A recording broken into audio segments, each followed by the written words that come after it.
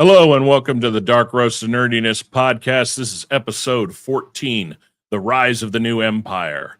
We've got a hell of a big show today for you, as we are not going to probably have one in 2 weeks, as everybody is getting ready for the events that they are going to be going to, which we'll talk about a little later when people give you a heads up of what they're doing. We've got a lot of things, like I said, to discuss, a lot of things going on. Rather than just doing a big old intro kind of introducing, we're just going to hop straight into it. Grab your coffee, grab everything you're going to drink. We're going to get into it. We got most of our panel here tonight as usual. We got my co-host Shark, as always, hopping on in, and Walrus joining us tonight. Gentlemen, how are y'all doing this evening? Hey, you doing well? Not too bad. How are you? Doing good, doing good, doing good. All right, let's jump into this. We're going to start. We got quite a bit of entertainment and groundbreaking news and stuff that's going to be coming forward tonight that's happened in the last 2 weeks that we're just going to give our little take on. So a few shows ago, we kind of did a quick little discussion about the comeback of Destiny 2, how they kind of listened to the fans. Well, they've got a little bit of shit that's kind of hit the fan with them. So you want to go and bring that up, Shark? Oh, yeah. Oh. All right, so if anybody knows anything about any game, whether it be from WoW to Destiny to anything, the things everybody lives for are the dungeons and the raids. A big get your group together, and the biggest accomplishment is in the first 24 hours to be one of the groups that actually beats this thing and accomplishes it. In Destiny, it earns you a badge, a little bit of accolades. Basically, it's something that everybody can glaze over and be like, I got one in your dirt, because after 25, you're never going to get it again. It's a done deal. And since these things are account locked, you can't share them. Well, little bit of problem this year with the new one. 70% of the 100 teams that beat it in the first 24 hours, all a bunch of cheating bastards. Yeah. Now, when you say a game's got a cheating problem, that's an understatement. Yeah. And they didn't do it lightly. There are assholes that they looked at the timestamps and where some of the best teams in the world took 17 to 25 hours to complete this thing.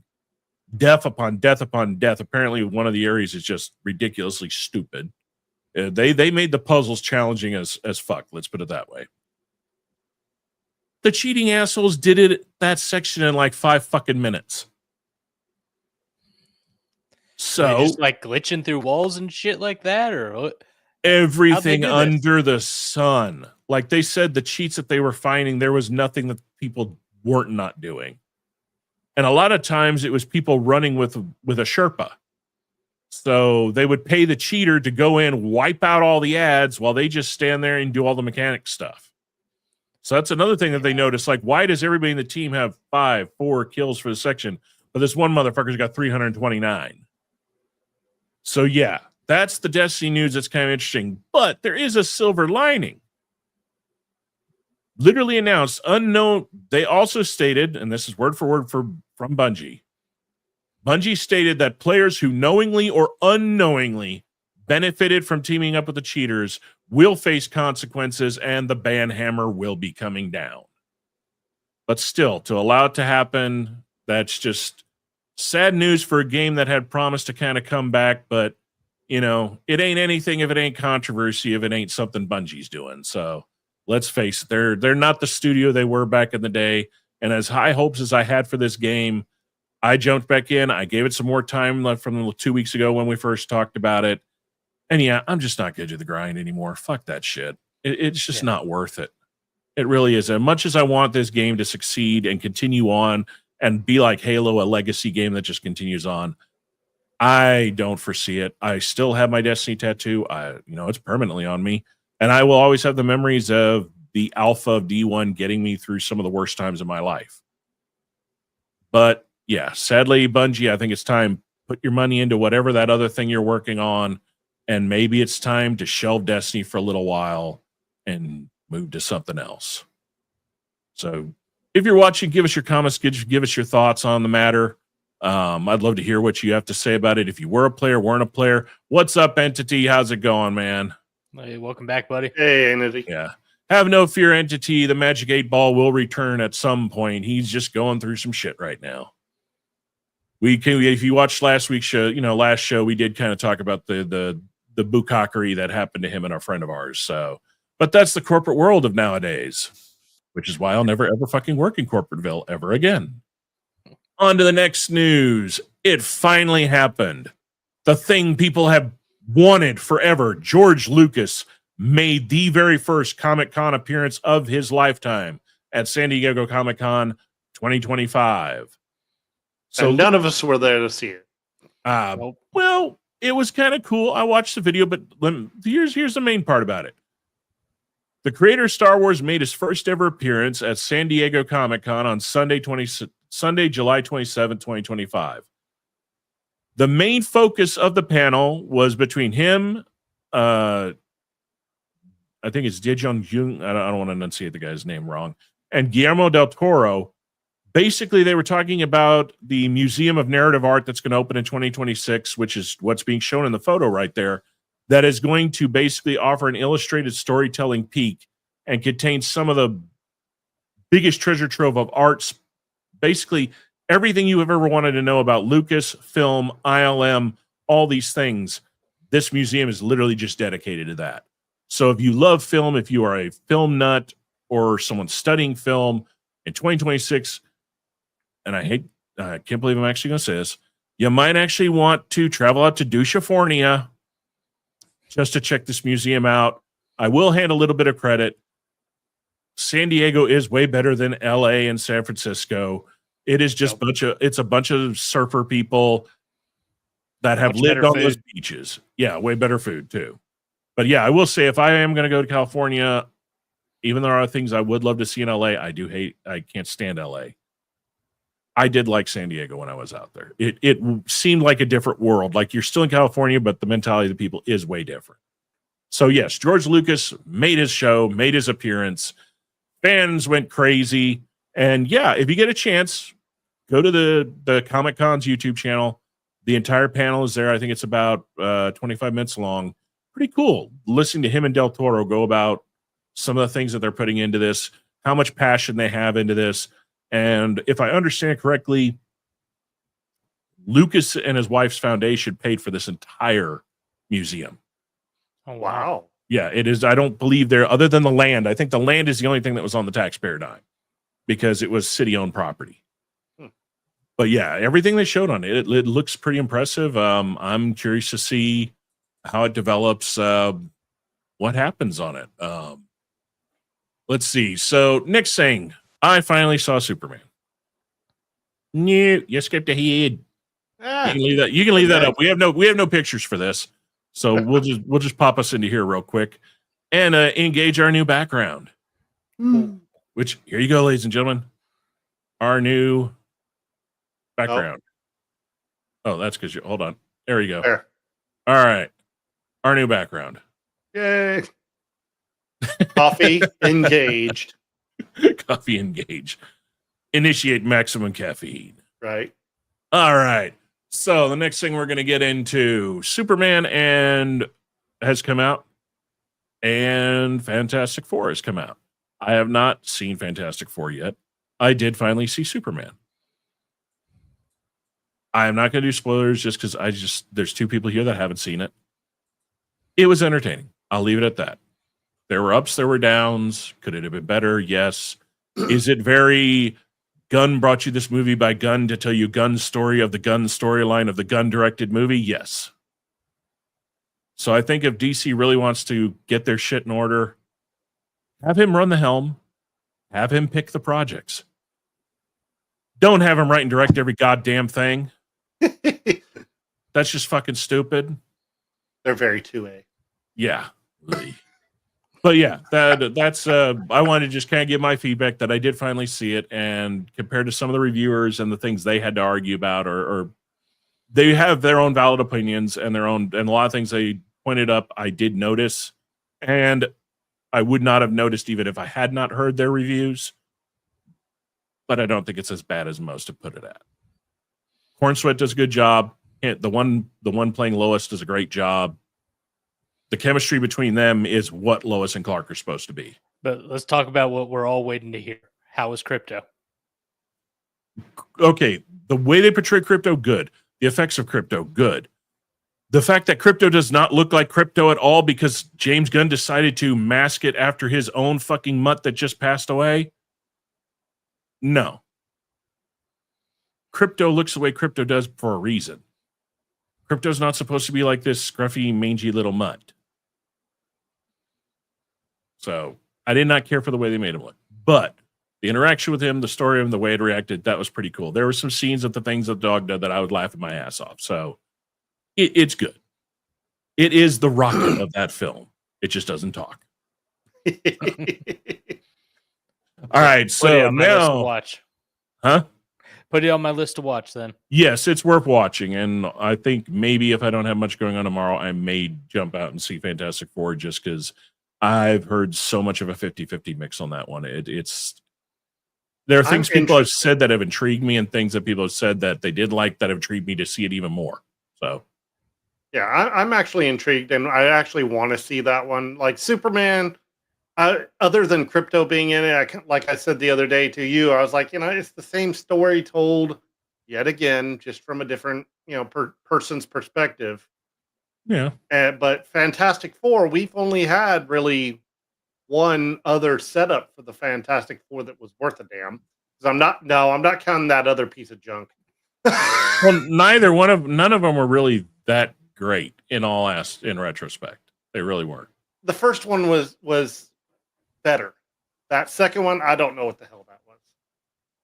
I think your decision making in this film is being swayed by Alba and spandex. No. You paused too long on that. I know because I'm not saying it. He was remembering fondly. Exactly. I'm not saying it's not a factor, but just the story overall. Like, okay, we're going to a different dimension via some convenient portal magic. Yeah.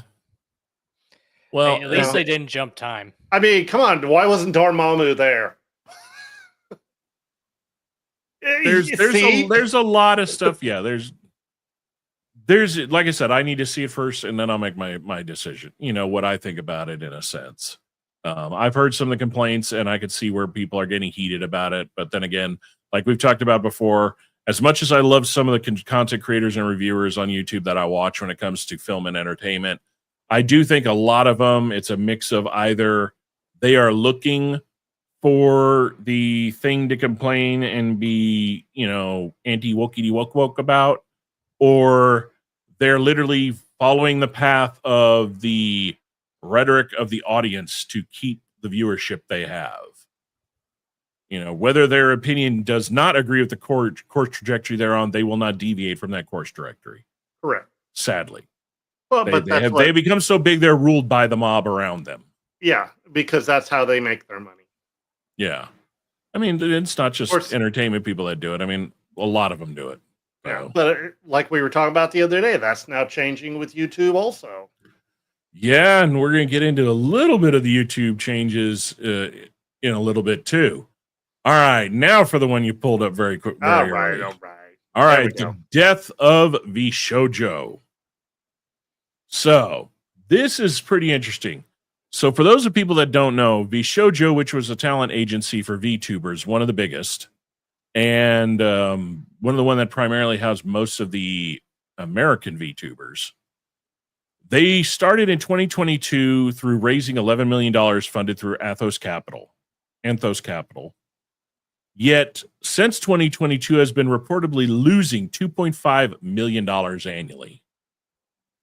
So, it came to light that their biggest content creator, Iron Mouse, left VShojo and was very vague due to legal reasons of everything going on, but could only talk about some of the things going on. Then more VTubers that were with them decided to leave, and a few that did not have NDAs or as heavy of NDAs were starting to tell their stories. And then one VTuber who they screwed over, and by doing what they did to Mouse, indirectly breached a major contract they had with her, this other VTuber, it made her NDA null and void. So she was allowed to open the floodgates on the shit that happened. So here's a little bit, just a side piece for people that don't know everything that went down. So these are not allegations. These are things that are actually being brought legal precedents against the heads of VShojo. Withholding funds. Several VTubers, including Iron Mouse and others, have basically stated that VShojo withheld significant funds owed to them for sponsorships and extra earnings for extended periods. Little bit of insight on this. The industry standard, if you are a creator and you get a sponsorship, is you are paid out either at the end of the term of the sponsorship, which is, you know, 1 or 2 commercials, 1 or 2 spots, or every 30 days. At max, maybe a 90-day payout. Shoujo landed these people because they didn't know any better into contracts where they were only paying out every 6 fucking months.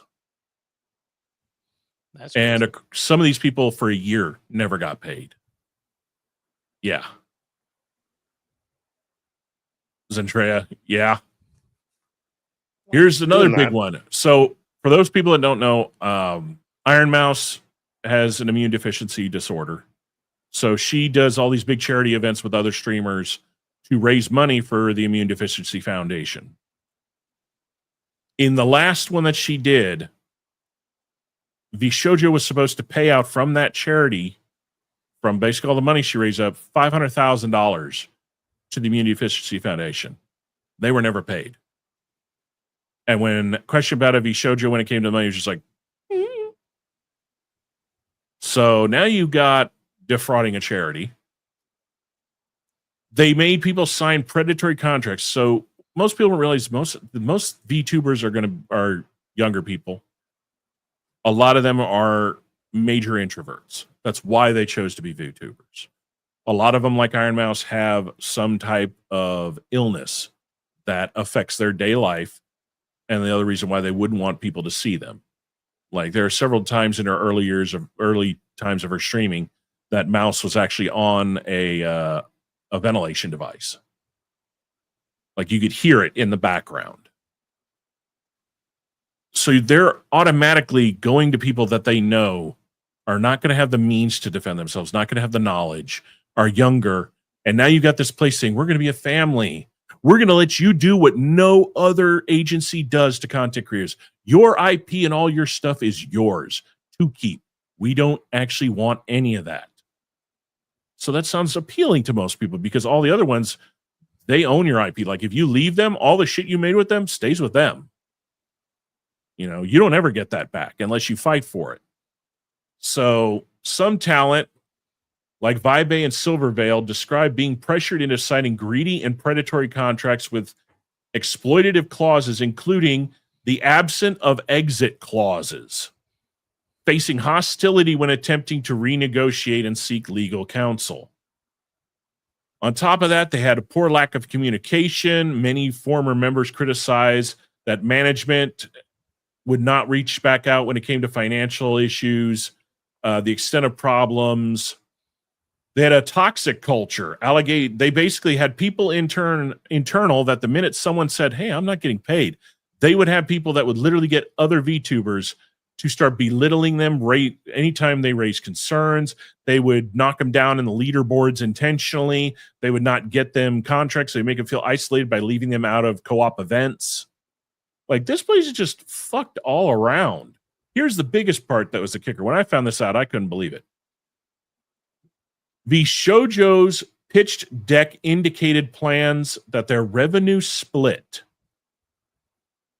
for the creators was 80-20. Telling these people that was the industry standard when the industry standard for any talent is 50-50. On top of that, they discouraged anybody from even bringing up a no-compete clause in their contract stating that they are a talent freedom philosophy, that you own your stuff. You don't have to worry about that. Unlike other VTuber and other talent agencies that may have a more restrictive agreement, this is especially troubling due to the fact that most people here no compete. They're like, oh, that just means they don't want you going to another agency. No, it works both ways.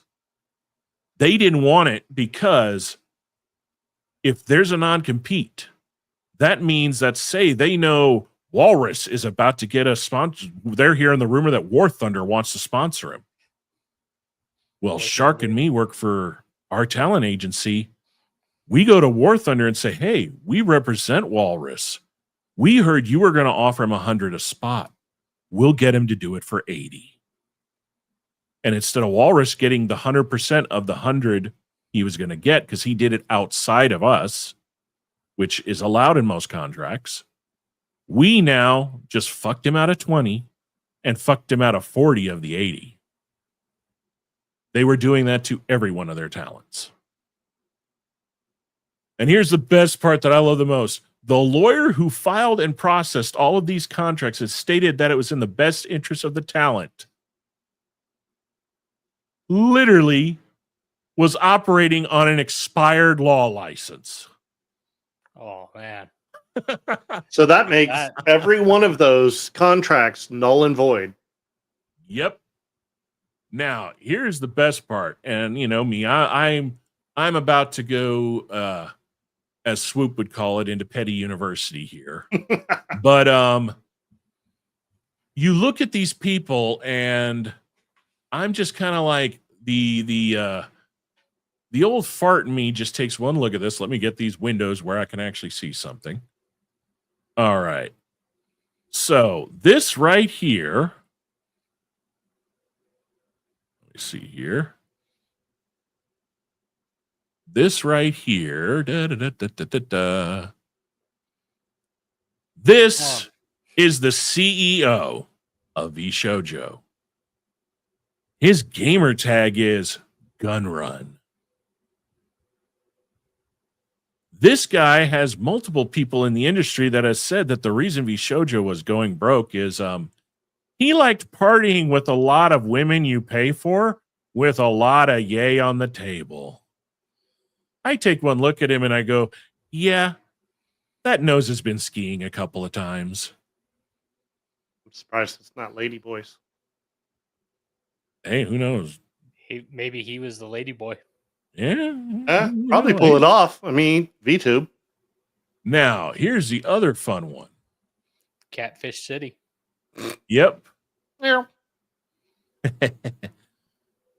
Now, the person that was accused of turning other people against each other, starting rumor mills, was so vile and creepy that all new female talent, he was told to leave the fuck alone, and they were told to never, ever, ever be around this fucker by yourself. Happened to be their CTO.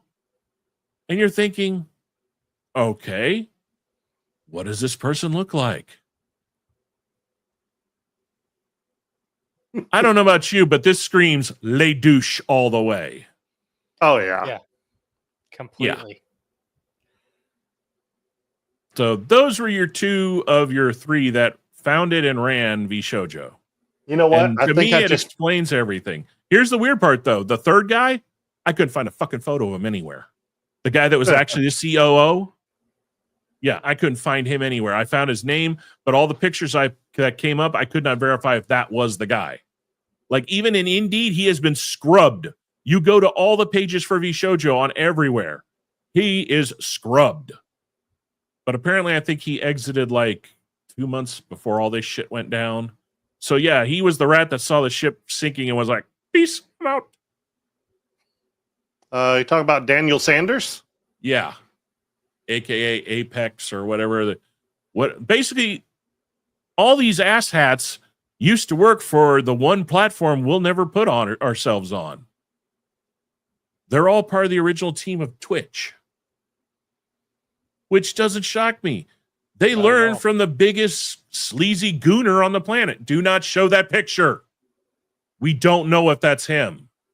Oh, everything, okay. like I said, everything that was leading, please disregard that anybody watching. Yeah. We cannot verify that's him. That guy is a promoter and something for esports. Yeah, We don't know if it's him. Everything I found on his bio goes back pretty far. It doesn't mention VShojo at all. Gotcha. Okay, Yeah, that's what I was saying. asking. I couldn't find any pictures. What did Entity put there? He reminds me of that guy from the Tron Legacy, the Penthouse guy. Yeah, he is a very well, even that character was sleazy in his own right for, a digital creature. I'm just saying, But that's a hell of a hairpiece that he had on. Oh, yeah. Well, crazy part is he lost a lot of weight to actually play that role, because you see him. He did the movie, the one where his son is the helping the detectives, and he's the serial killer. And he actually packed on. He actually lost weight to that. No. No, this was a TV show that was on, and the son was played by the guy that played Jesus in The Walking Dead. And then, of course, he went on to do the show with Netflix with him and David Tennant, where they were both a demon and an angel. Good Omens. Good Omens, yeah. Yeah, that was actually a pretty good show. I kind of miss that show.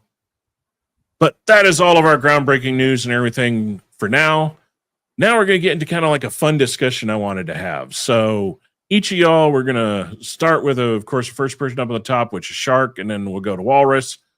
Gentlemen, out of anything that could be made, whether it be a TV or a movie, what is something you would like to see get produced and made? What format, and who do you want to direct it? So I got to think about this, and somebody tried doing it once, and they didn't know the source material.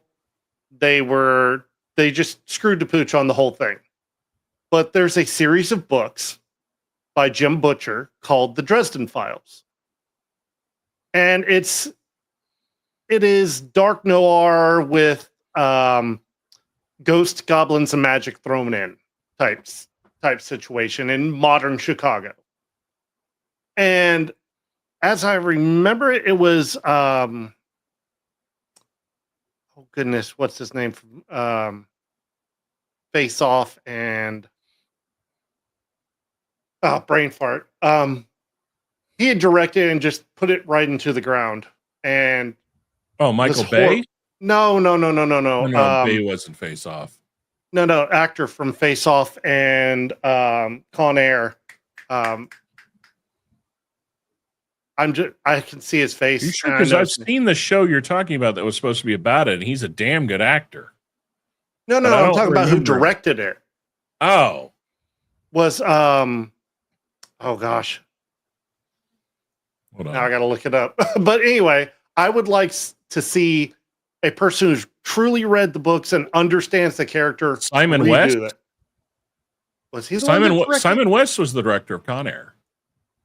No. Okay. No. Actor in Con Air. What's his name?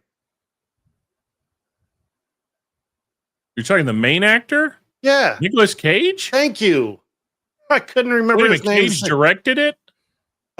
Pretty sure. I'm double checking it. I didn't know Cage had directed anything. Yeah, I didn't know they would. David Carlson. Like yeah, never mind. David Carlson directed it. Okay, yeah, I was about to say. I think I'd remember if Nicolas Cage had directed something. I think to my knowledge, I don't think he's ever directed at all.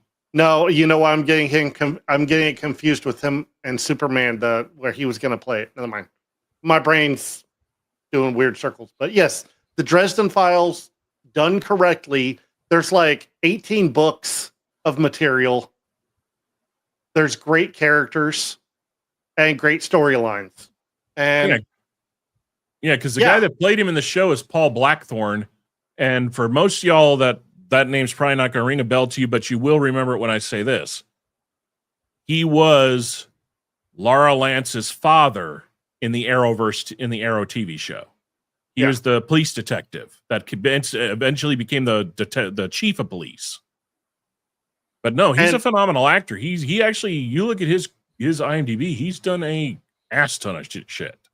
Yeah, and honestly, he played as Dresden as a character. He played a great character. It was just the writing, and there was no love for the series done by that crew. Really. Now, who would you have direct it? You know, oddly enough, I thought Peter Jackson, of all people. Okay. Just because he does well with that genre of, you know, gods and mythology, and he knows how to throw it in. As far like all the Percy Jacksons have been very good as far as, you know, the way they've been portrayed. Yeah. I agree with you. I wouldn't mind more Waterworld. apocalyptic movies. Yeah. But the question is like getting a good storyline that isn't going to be just a rehash of Waterworld or Mad Max. Let's face it, Mad Max kind of set the stamp of approval standard for those type of movies. And considering the way Australia's going, they're probably going to lead themselves there faster than they planned. We're going to get into that later. All right. All right, Walrus, what is yours? Me, I mean, I'm going to go to Old Faithful. Going to go to the Star Wars universe because that's me. But I think that they really need to start diving into the dark side. Not just, oh, hey, you got Darth Vader. Hey, you got these little fringe characters that are jumping around. Like, no, go to Darth Bane. Go to his origins. Go through him finding Darth Revan's holocrons. Go through and finding the secrets of the dark side. So it sets the backdrop for what you see in the prequels and so on. Who would you direct it, though? See, I'm horrible with directors. Okay, if you can think of the name of the movie the person was in, we could probably tell you who it was. Like if you think of the movie of the director you got in your head. See, I still got to think on that one. Well, I was able to get enough to say, hey, I want to do this, but I have no idea who would be able to pull something off like that. Well, I'll give you a few seconds to think of a director or a movie that would remind you of the director because you say you don't know the director's name, but you want the movie done in that style. We'll come back to you. So mine, oddly enough, are not movies. My two projects that I want to see done the way I want them done would only be good as TV shows.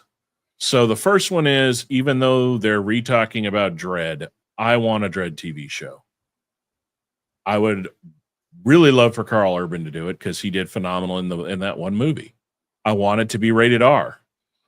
And I want it to be directed.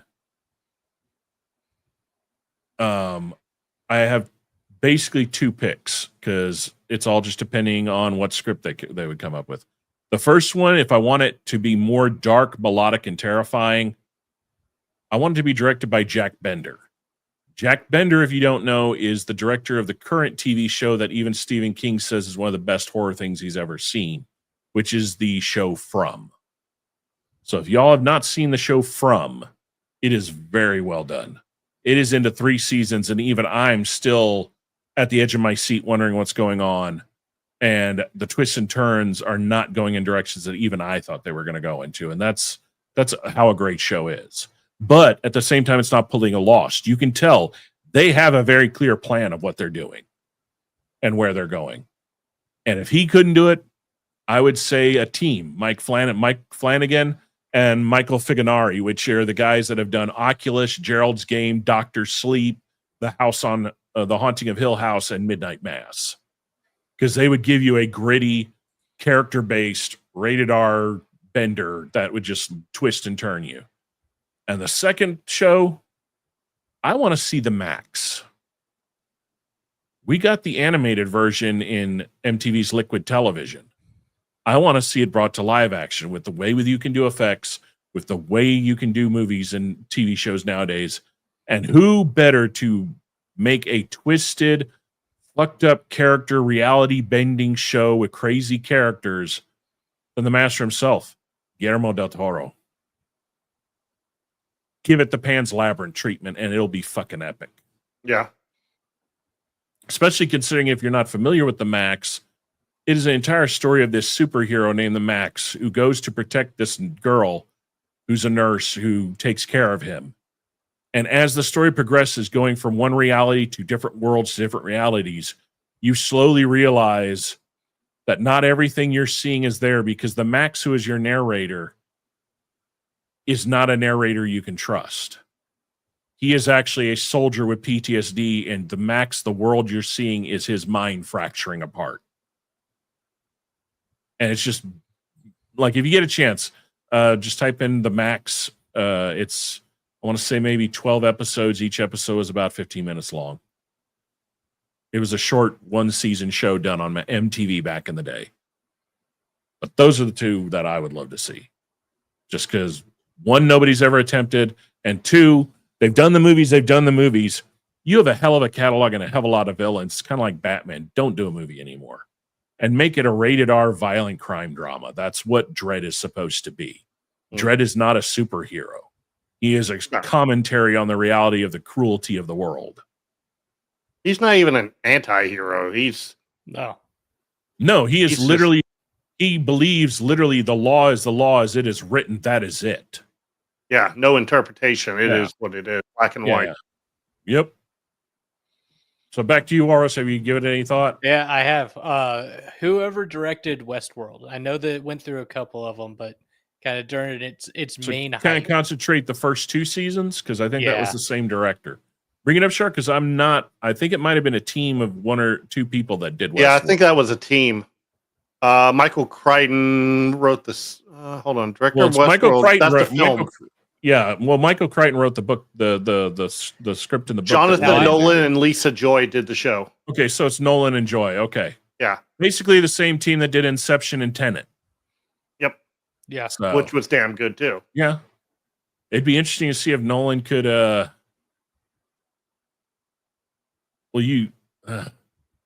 he's never done anything that's not a one-shot. That'd be the interesting part about it. He has never done, other than Westworld, a continuing story. It'd be interesting. But question is, would they want to pay his paycheck? And he would not want to kiss Kathleen Kennedy's bootstraps like everybody else. Like I would want Darth Bane to go for, like 3 movies, right? I would love for that to happen. But I think that it can be wrapped up in one and just be able to set a tree off of, all right, now we've gotten rid of a bunch of this shit that Kathleen Kennedy has done. We can start from the beginning. He did something more than once. He did Dark Knight and Dark Knight Rises. He was on both of those for the screenplays. Yeah. So it wasn't just Westworld. But you gotta didn't know he did The Prestige, though. Dude, The Prestige is like Nolan's magnum opus. That's the best movie he's ever done. Like, if you want to study a movie that is flawless in its execution, its character building, its world building, its twists, its turns, The Prestige is incredible. No, I love the movie. I didn't realize he directed it. Oh, yeah. So, no, definitely great picks. I mean, in a perfect scenario, we'd all get to see them made. But sadly, we just get to sit back and watch and pray that what we're about to see is not going to be utter caca. You're going to hurt me. All right. Huh? You're going to hurt me, aren't you? Why? With whatever these upcoming trailers are. Oh, that's at the end. We're always going to close out with the trailers. Just because if I want them to ding us and kill the stream because we're playing somewhere not supposed to, at least it's at the end and everybody gets to enjoy the show in the process. I know. We shoot ourselves in the foot at the end. All right, so basically I kind of got a public service announcement. So a little bit of backstory. I decided I was going to purchase something on eBay that I had been searching for a while. I am not new to eBay. I've been on eBay since its inception. Found the item. It wasn't at a stupid low price where everybody's like, oh, you got scammed because you picked the low one. You went cheap. No, I went on the fair mid-range. It was new. Descriptions were perfect. The seller's history was all there. They had a high seller rating. Yes, Primitive War just got it's not really new trailer. It's they didn't add much to the trailer of what we saw that one day. But you're right. They did get a release date, and I think about the only thing they added in the trailer is you got a little bit more scenes with Jeremy Piven in it and a little bit more of the action sequencing in it. But yeah, you're right. You're right, Entity. They did finally drop a date for it, and it's not that far off, too. So basically, bought the item, waited the term. The last day they were supposed to have the tracking, finally got the tracking. It's like, okay, not worried about this. Do my day. Next couple of days happen. Says it's delivered. All right, cool. I check my cameras. Wait a minute. Nothing has told me anybody's gone to the front door. Nobody showed up at my house. I get home, nothing. I look at the tracking number. It says, yes, delivered San Antonio. But then I notice, here's the first part. The seller is in Michigan. So why the fuck did my item ship out of Fort Worth? First flag raised. If you're drop shipping, which is allowed on eBay now, you have to put it in the description where it is going to be coming from. So I reach out to this person, and let me get this here. All right, so I reach out to them, and this is what they send me, because I literally said, hey, tracking saying it's delivered. I've called UPS. UPS has informed me that this was not shipped to my fucking address at all. In fact, the proof of delivery says it was delivered to Nestle as a receiver, and it's on the dock to a business address. So he basically sends me this. We go back and forth for a while. And as y'all can see, it goes from this to why the fuck did it come out of Fort Worth. He's saying I'm doubting him, trying to play the whole fucking sympathy card. Then he actually admits we did not send it to the right address. We fucked up. It is our fault. Go get a refund. All this other bullshit, right? eBay denies the claim. Tracking says delivered. Fuck. So I go to PayPal. PayPal says the exact same fucking thing with all the screenshots of them literally seeing that, hey, this asshole admitted that they sent it wrong. So watch what you're doing on eBay now. PayPal is not going to give a fuck. eBay's not going to give a fuck. They're both using AI. The AI is fucking retarded. And to get a human being that's not all, pardon my French, and you can cancel me YouTube, bibbidi, it's fucking bullshit. It ain't going to happen. So now I'm out $450 fucking dollars. So fuck eBay. Yes. Fuck PayPal. Damn. Stay it's with a fucking shame 'cause Amazon. Even though I hate sucking off Jeff Bezos every time I hit that buy button. Fuck Amazon. I mean, fuck PayPal and fuck eBay. Which is weird because PayPal is like there for the sole purpose of being able to dispute. PayPal things, is being able to owned protect by you. eBay. PayPal used to be always has. great when it was its own company. They own freaking eBay. Yeah. Or they're owned by, they're a subsidiary of eBay now. I found that out when all this happened. So yeah, that's my public service announcement, everybody. Be forewarned. So what I would suggest, if you are going to do things on those service, the minute you get that tracking number, see where it's at. See where it's coming from. Contact the shipper, given the tracking. They will not give you the address on the label because you're not the shipper. But they will confirm if the address you tell them is where the label says it is going. If it is not, immediately do not do what I did. I did the not delivered. Here's what I found out from someone in the know. You open the case with eBay, you open the case with PayPal at the same time. You put in there invalid item description because they did not ship it from where they said they were from, and they did not follow the instructions to ship it to where it's supposed to be going. Because then you are not opening a delivery claim. You're opening that the item is not wrong, and when you receive it, you are not going to be getting what you do. So it negates and goes, instead of into a default claim status, a return status. And PayPal will side with you at that end. eBay will still fuck you. But PayPal will be like, no. Because even though they are under the same umbrella, PayPal's protection is still to a little bit of a higher standard. But be forewarned, the minute you do this the first go around, it's going to be some piece of shit AI looking at all of it. No human interacts with any of this shit anymore. And the AI is fucking dumber than dog shit. So that's my PSA for the week. Take care of yourselves if you're doing shopping with eBay. But like I said, if you're like me, you're kind of stuck dealing with PayPal because you use the PayPal Pay in 4 when you need it. If Amazon would get their head out of the ass and do their own, because fuck, they got enough money to. I mean, why the fuck do they keep giving money to Sizzle and Affirm? They should just do it themselves. Hey, Bezos, you owe me, $500 for the idea. Start your own goddamn Pay in 4, fucker. I mean, Christ almighty, you got the GDP of a small fucking country. You can do it. Well, no, actually, you got the medium. GDP of like a medium country. Yeah. We are talking about the richest man on the planet. Yeah. All right, Shark, you got our next thing to go in because it's about time to get that video to start. All right, it's our content creator spotlight we are going into, ladies and gentlemen. Rolling the clip while Shark gets the thing up.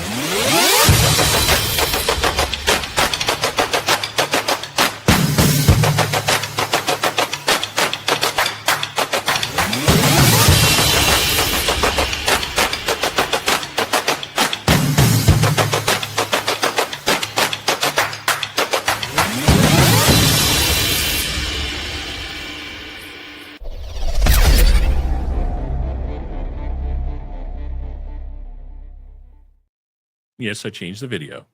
All right, Walrus, it's your go. Go for it. All right. So Why Alex is it all Steele, fuzzy? I don't know. That's all on Shark over here.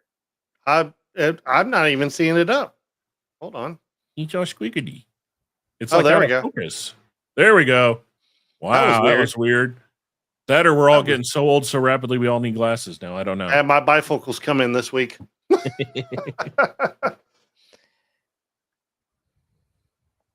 All right, Walrus, go for it. Oh, it's not even up yet. Yeah, it is. That is. Not on my screen. On mine, it wasn't a second ago either. I'm looking at it. I'm the main. Right. You're good to go. It's up. Yep, I see it. So Alec Steele, he's one of the YouTubers that I've started watching over the past year or so here. Just mildly interested in blacksmithing. He's got a really good, informative but very entertaining take on metallurgy and trying to fuse all kinds of different things that shouldn't fuse together, and just this attitude of, hey, what's the worst that could happen? It doesn't work. And it's been a really thrilling watch as you go through. Again, very informative. He did a bunch of stuff with old like 1800s Damascus barrels and all kinds of things. It's really interesting. And go give him a like, go give him a watch. Nice. So yeah, definitely check it out. Definitely, I watched a few of the videos. Pretty cool. I do like the style. He doesn't go over stylized on the editing. And I do love the fact that he's still doing the true thumbnails instead of the copy paste beastie thumbnails. I kind of do miss when people just like do general creation and not just pop it into an AI and say, give me something a 5-year-olds will go to, well, thank you. That is our content creator spotlight for this episode. Little tidbit for those of you new to watch, we every episode like to shout out to somebody. Always give credit where credit is due, and the people we follow. Let's face it, a lot of us do this stuff right now just because we watch other people do it. We're like, why don't we do it? So thank you for that one, Walrus. All right. So next thing we're getting into, YouTube has made changes again to their system. The first part we're going to talk about is just general algorithmic changes. The next one, which is going to go into our main topic of the evening, brings up even more fuckery that they're doing and more shit that a lot of things are going to start doing. But so here's the interesting part. So as everybody knows, the algorithm has always used to be not that you view the video, but the view on top of the amount of views on top of the total length of time people are watching of each view. Pretty simple. You don't got to like it. You don't got to subscribe it. You watched it. We count it. End of deal. The longer you watch it, the more that count counts. Pretty simple. Not anymore. Now it doesn't matter if you watch the whole fucking video. What matters is if you watch that video, it only counts if you subscribe. If you're already subscribed to that channel, that view that you watch after you've already been a subscriber now only matters if you engage, if you thumb it up or leave a comment. So yeah, considering that they know the majority of 90% of the creators out there, you can watch any video on this platform, even the biggest channels. And every once in a while, I'm pretty sure we've all seen it where the creator goes, thank you for watching a video, but as you can see on the screen right here, only 6% of you are subscribed. That means even if the person's got 10 million views, only 6% of that is being counted in the system in any form or fashion. So what does this come down to? YouTube found a way to fuck people out of more money. That's all it came down to. I figured Being that's the the only way stingy bastards. Well, they haven't made any fucking improvements. There's nothing on YouTube that has gotten better or this great big wow thing. I mean, as much as I hate fucking Twitch, at least they got new shit coming out. Kick's got new shit coming out. Rumble's trying, but we like streaming on Rumble because if we do the power hour, we can say whatever we want. But the interface, to me, I don't really like it. I don't like to be able to do a dynamic stream like we're doing right now at a high bandwidth and a great resolution on Rumble. I have to go in there and create a new stream setup every single time and get a new RTMP and a new stream key every fucking time. It's annoying. We have tons of comments on our Rumble videos, all from AI bullshit saying, I'm going to steal your brand for you. Get a hold of me on Telegraph so I can fuck you up the ass and take your money. And I can't delete them because they don't even have that function on their fucking program. Nope. Yeah. So, yeah. Everybody just keeps getting more money stolen from them by the greedy big tech companies because nobody up in the hill understands this shit for crap, and nothing's going to change about it, sadly. By the way, if y'all didn't know, the U.S. has 2 bills that are... Oh, yeah, we're going to get into it. Yeah, that's what I was going to say. I wasn't ignoring you there, Entity, but we're going to be getting into that here in just a little while. Yeah. So, yeah, that's kind of the new news on YouTube. I can't say I'm not shocked. And I was really hoping that for a change, it might actually get better. No. Yep. So, going into our main subject of the night, the rise of the new empire. So, out of the land down under, and I'm going to say the word, I don't care if it gets us in trouble, a bunch of dusty cunts who basically are just mad at life and think that feminism means being half retarded on stupid things, but promoting things you shouldn't promote, saying things you shouldn't do, all in the name of saving the kiddies. Let's face it, in the last 40 years, anytime anybody say we're doing it to protect the kids, has it ever protected us, the kids in a whole? No. It just fucked everybody else out of everything we were guaranteed to be protected for. So what is the name of this land of stupidity? This group? They are called Collective Shout. But before we jump into these fools, because I did kind of skip ahead, I did forget something I wanted to bring up so we could laugh at a little bit. I want to get people's general reaction on this. I want to see what you guys have to say about this. I'm just going to bring up a picture. I am not going to give it any context.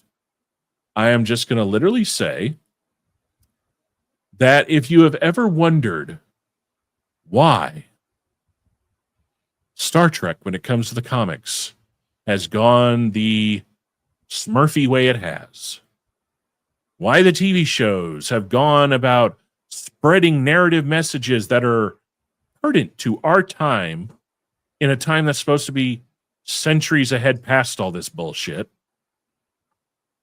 Here's a little screen share that just puts it all into explanation. And bear in mind, this was only taken 2 days ago.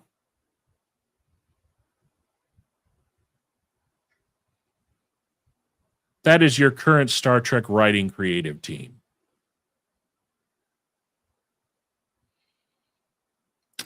Yeah.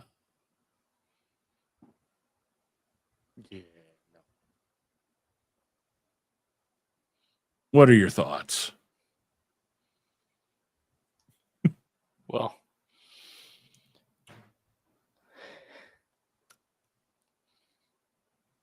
I don't see a single nerd in there. What I love is that the 2 we assume are women. I mean, you can't judge that anymore nowadays. Are both rocking the Karen. I hate men but want to be a man hairdo. You've got... Look how strong and independent I am. Yeah. Every dude there, other than the one that looks like he's trying to look like he walked out of a redneck truck stop up front. The 3 in the back literally just scream like just beta all the way. But what really got me was they're both wearing face diapers in 2020 fucking 5. Yeah. So if you've ever wondered why, yeah. That's why I want Great Trek, but if that's what you continue to bring in to create it, I don't have any hope for it. I really don't. Well, and we'll go into that a little bit later, but prime examples are coming. Yep. Hold on real quick. What are you doing? All right, come here. You want to say hi? Yeah. There you go. Say hi, you fuzzy little butthole. What, now you want to be quiet? Now you want to be silent? Yeah. You're getting attention? Huh? Yeah. Yeah, you little butt nut. Go on. Okay. Sorry if I didn't do that. I'd have clawing at my feet going, you're ignoring me, fucker. You're ignoring me, fucker. You did forecast it earlier. Yeah, well, she's not anything but like, well, I lost the words. She does the same shit all the time. So, all right, Shark, bring it on back. All right, I'm just All right. sad for right now. You are taking the helm on this one, sir. I had Shark harness the power of Tism on this. Yeah, and Uh-oh. of all the tisms, you let I him left. loose? Yes. Yeah. Oddly enough, Shark was not aware of this entity till I brought it up to him. So to respond to that real quickly, I have to ask Walrus here. Are you aware of what Cuties is? Nope. Cuties is a French-made film that was done for Netflix that you will not find on Netflix anymore. Nope. That the entire movie was posed as a young girl's journey to escaping from her torrid household of religious oppression through the magic of dance. The fuck? It was Not bad. Well, think about it. It's kind of like a it's supposed to be like Dance Moms. Muslim flash dance, basically. What it ended up being was a movie of a bunch of 9-year-olds going to a dance competition that the entire dancing they're doing is hypersexualized twerking. Yeah, you in can miss me with skinny all that. spandex outfits. And in one scene in the movie, there is a close-up scene of the girl's naked breasts who's 9 years old. What? These assholes collective shout, praise how Praised great it. of a fucking movie it is. Yep. Yeah. Shark lead us on their birth, their level, and their extent of fuckery. Goodness. Like I said, I left most of my notes at work, but today because I was having some other issues going on. But they are a group of individuals who, on the surface, what they are listing as what they want to take down is most people would agree with. Whenever you start going in and they're talking about that they want to get rid of sexual exploitation of children and young women and all the things that you would think, hey, yeah, that would be a good. But once again, it's all in the way it's put.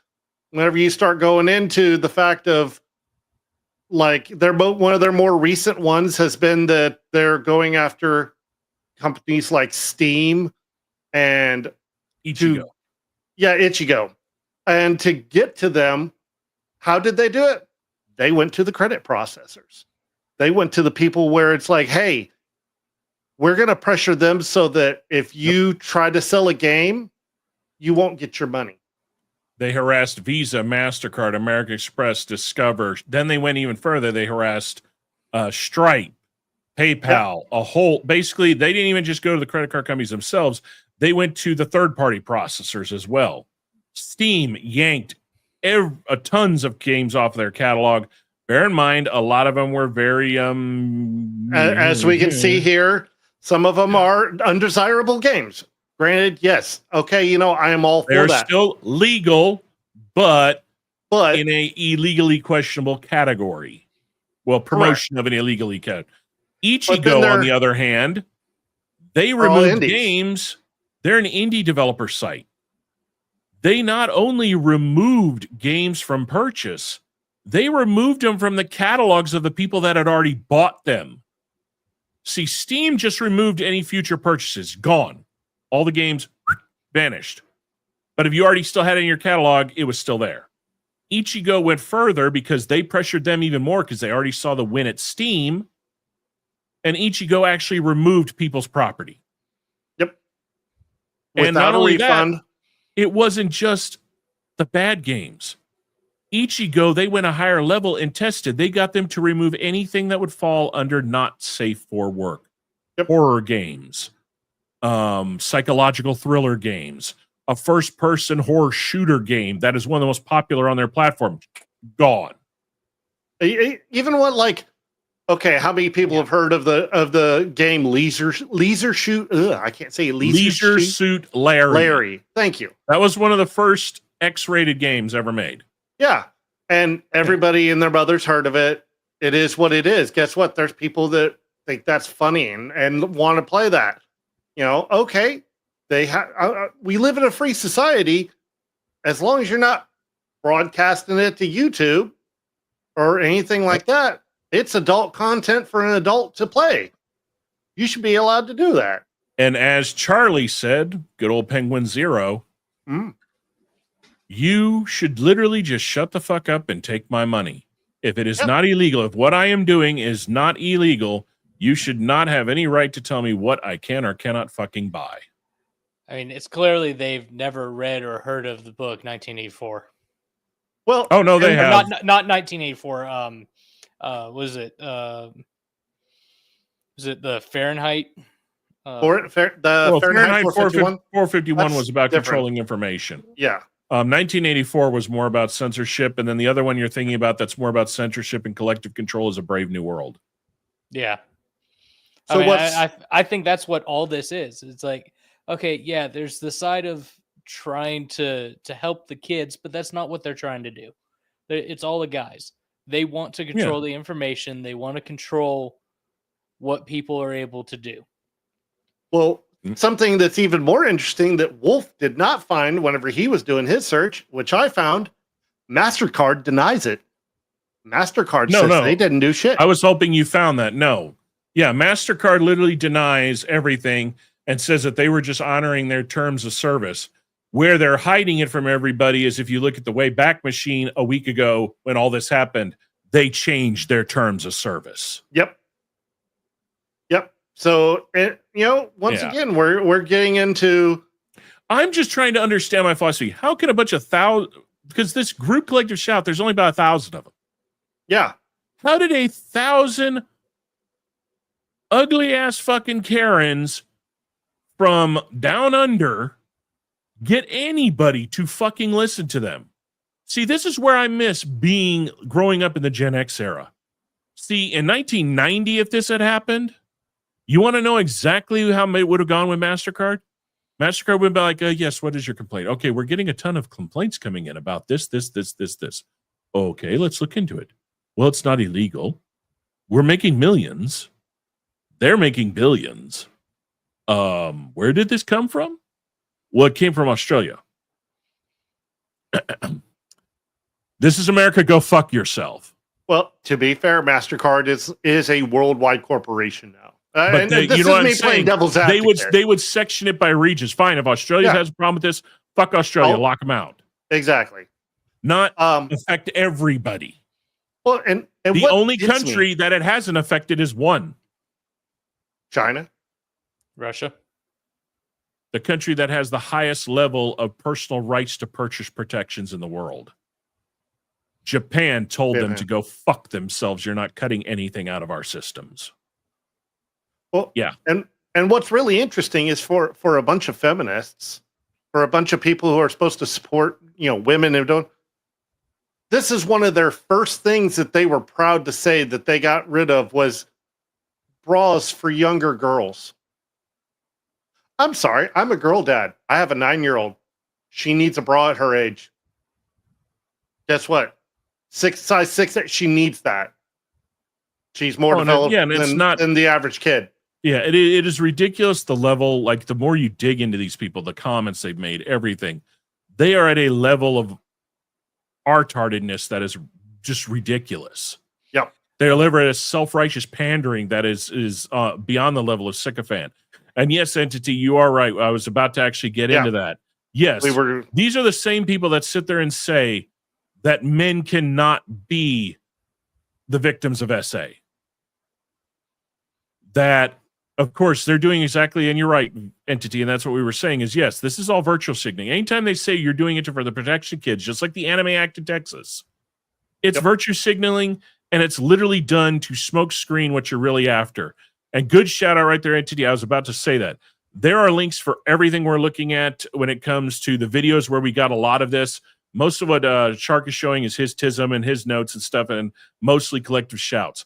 But the two big videos you need to watch are linked in the description on YouTube. And the biggest one you need to watch is, yes, Madam Savvy was the first to break all the fuckery that these people are doing in the background, that how messed up and twisted and how hypocritical they are. But the worst part is Melinda Tankard Rest, who is the founder and director of Collective Shout, was recently appointed to a stakeholder advisory board for the Australian government's age assurance technology trial tribunal related to planning social media bans for anyone under 16. Mm-hmm. Her second in command, Susan McLean, whose role is the ambassador for Collective Shout and is also the bitch that weaponized all these people to basically do what they did, is now a member of the federal government's online safety consultant working group. These cunts actually did this and weaseled their way into the actual Australian fucking government. Living proof that even down under allows morons to run their government. Yep. Just like we do. And what's really interesting is the same kind of things that they are pushing so hard for. Oh, well, we couldn't see that anywhere here in the US. Here in Texas, they're pushing the same almost word for word. A lot of it, as far as we're saving the kids because it's online social media. Remember, these people from Australia showed them the gateway of how to accomplish it. They kicked the ball down the hill to turn into a snowball. The UK saw it, and now we're following what the UK just passed. Yep. All because the people at the Hill are either too stupid to understand the ramifications of what they're doing and just want... Okay, so here's a little tidbit of lawmakers on the Hill. A good majority of the time, they have no fucking clue what they're talking about, what they're bitching about. They're given talking points and they're giving it. The reason they do it is because they want their name on a fucking bill by the time they get out.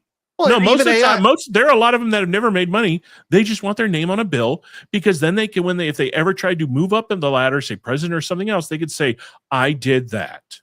Well, and AIC even admitted the other day, a couple of weeks ago, when the big beautiful bill went out, I didn't read it. I had my people summarize it. Which is solely supposed to be their fucking job. Effing job. You sit there and you look at freaking all these people when they're giving their big grandstanding speeches in the Senate House. How many times do you watch those videos and the seats behind them are fucking empty? Where the fuck is everybody? If somebody's in there about something that important, every motherfucker should be in that goddamn room. But they never are. Yep. So politics aside, why are we bringing all this up? One, it affected games. Yep. Now it's affecting everything from Spotify to Discord to YouTube. I mean, I don't know about you guys, but I am not entrusting any of these fucking sites with my fucking ID. Not unless they're using a service that is uncrackable and proven. And there's only one. This is what Shark and I were talking about. The one that you use if you've got a file for the IRS is the only one that does not, once they verify who you are, ever keep any of your information on file. It's solely there. Okay, we proved it. You bummed, gone, erased. But the ones that these assholes are already saying they're going to use have all been hacked and people's data has been breached multiple times. And where does that come into play on a place like Discord? Well, say a year down the road, you and your friends are talking about something that somebody in a higher power doesn't like anymore. Now they can click on your username and find out exactly who the fuck you are. Same with YouTube. Same with, the music you listen to on Spotify is radicalized. Who the fuck is listening to that song? Yep. It's the floodgate. They've literally just busted the dam and it's eroding now. It's Ready Player One. Yeah. Literally. And here's the best part about YouTube. So here's the stupid part about the YouTube one. So the YouTube one is basically going to look at the shit you watch. And if it deems that what you watch is more likely going to be that somebody younger under the age of 18 watches, it's going to ban your account until you prove your produce your ID. So heaven forbid you like cartoons. In the UK, there are multiple VTubers who have now been locked out of their income, their way of making a living, because YouTube thinks because they use a cartoon, they're a fucking kid. That's how dumb the fucking AI is. And of course, people who are VTubers want their anonymity. There's a reason they go through the talent agency, so there is no paycheck ever going to their real name, their home address. The majority of these people are not going to agree to give their ID to YouTube. Nope. Not if they do not have solid validation that it is not going to fucking leak. Because everybody on YouTube, if you have a high enough audience, has a stalker that you're not going to want to know your information ever. Especially them. So yeah, I'm sick to my stomach of where this crap is going to go, and this is just the start of it all. That's the worst part. We're just seeing the beginning.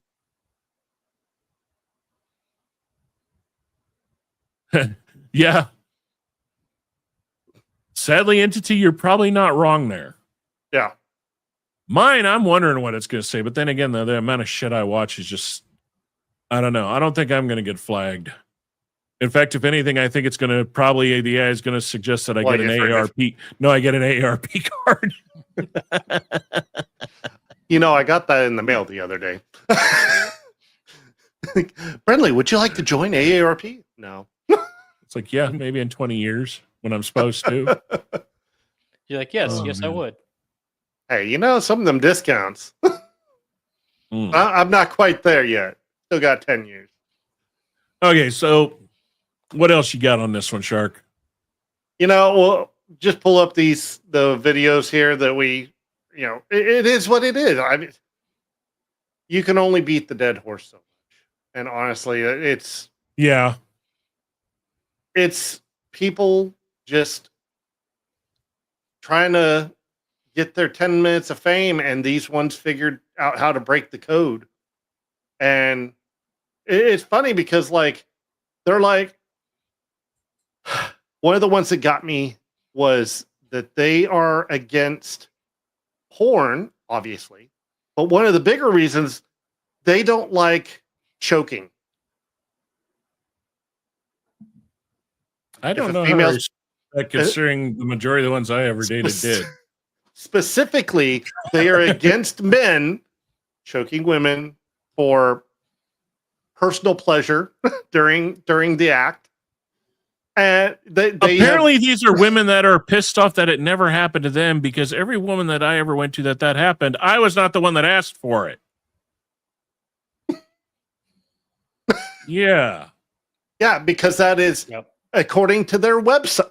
According to their website, that is physical harm against a woman. That is abuse against a woman. Yeah. You can't fix stupid. And apparently we're now getting screwed over by stupid with a side of Vegemite. First thing that came to mind when all this happened. You leave the poor Vegemite out of this. In the spirit of all my Australian. Hey, I could have tossed the Fosters under the bus. Go ahead, Walrus. Oh, I was saying that for all my Australians out there, the first thing I thought of was, oh, dumb cunt. Yeah. Yeah. Well, if they're so dead set against everything that's not safe for work and anything that's porn related, they're about to piss off all of Australia. Considering, unlike to most of the world that thinks Australian drink Fosters, they fucking don't. No. Their number one beer is called Triple X. That's a little bit of a moniker to not have right now in Aussie land, right? But at least if they lose the Triple X, they'll still have what is the other one? I think it's like it's something bitters. Oh yeah, it starts with an A in bitters. Yeah, it's got the gold. Yeah, I can see it in my head. With the Agnostra bitters, huh? The Agnostra bitters or whatever it is. Augustine bitters or Augustine bitters or something like that. Only reason I know about those two is there was a group of guys from Aussie that I used to pick up when I drove a cab on the base. And they were laughing at everybody when they say, "Oh, you want a Foster's?" Like, we don't fucking drink that shit. It's like, that's for you. Talking about Victorian bitters. Yep. Yeah. I had to look we it were up. way off. We're all saying, Yeah. hey. Yeah. But I mean, these are also the same people who the majority of the country is country. It's wild, right? They're barely allowed to have guns. Their government doesn't trust them enough with airsoft guns, so they have to. Yeah. Didn't they also got rid of they got rid of guns. they got rid of gel blasters. Yeah, they got rid of gel because blasters. they said that they could be modified into an actual firearm. They're barely allowed to have gunpowder does real good around ABS plastic. And it's which is odd considering you think the Aussie people would be against all of that, considering their entire birth of their country was a fucking prison colony for everybody the British didn't want. Well, just like us. You got tossed out by the most oppressive colonizing regime in history, and now you're turning into... They lived long enough to be the villain. Yeah. But yeah, it is what it is right now, and I can't beat the dead horse anymore. I'm done. Yeah. Well, we'll just have to see where it goes. Keep an eye on everything, people. It's like there's a lot changing, and none of it's ever going to be in your favor. Let's just put it that way. Never trust anything that says we're doing this for your protection. That just basically means they're wrapping up, but there's no... The protection they're talking about is they're wrapping it, but they ain't lubing it. Oh, no, because you went down the route. That's what the Hunger Games was about. The government protecting you. And just to remind you, we're gonna give you a reminder every year. Yeah. See if you can pull something up real quick, Shark. Walrus shared something the other day in Discord. In fact, you probably bring it up straight off of the Discord. Which one? It was the announcement of that they picked. Yeah. So the Walrus shared this. It's basically they just finally made an announcement to another casting pick for, what is it, the second season of Avatar, right? Yeah. Which is already in production, if I'm not mistaken. So Stephen Yeun to play an adult Zuko. Let's see if we can in get Avatar movie. So if he's playing an adult Zuko, are they doing the timeline between? That would be that'd be Korra. That'd be Aang leaning into Korra.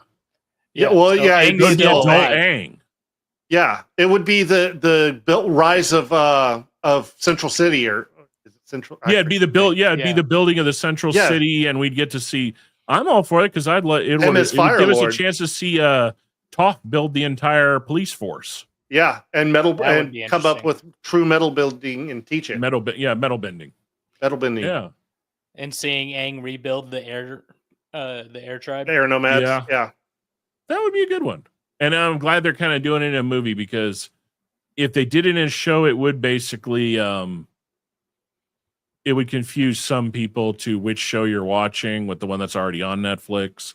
Let's face it, most people only read the first word of anything they come across, so it's smart to keep the movies and keep a break in them.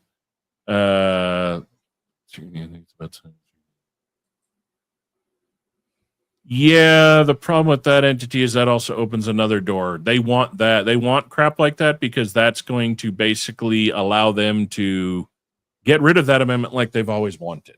Yep. Got to use that. Do not fall into the trap.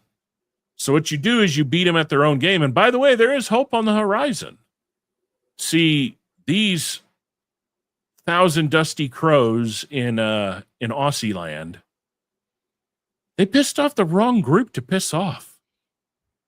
Because the majority of diehard gamers, especially the ones that are streamers, have all goddamn day to recontact MasterCard and Visa in the same way you did. But guess what? There's millions of them.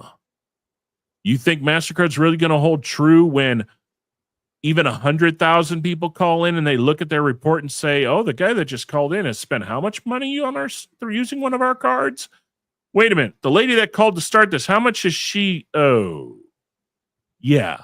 They may be virtue signaling and bowing down to the new empire, pandering to the new empire of collective soul, of collective shout. But that ain't going to last when they realize that the old school empire of the almighty buck spends way more than those bitches do.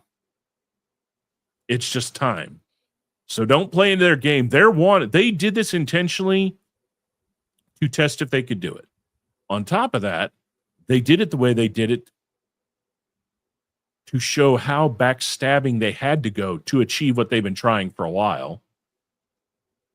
And now they're going to push the buttons the same way that everybody else on the Smurfy side does things, which is they're trying to get the other side they don't like, which is us gamers right now, to react in a violent nature, because that will play right into what they want.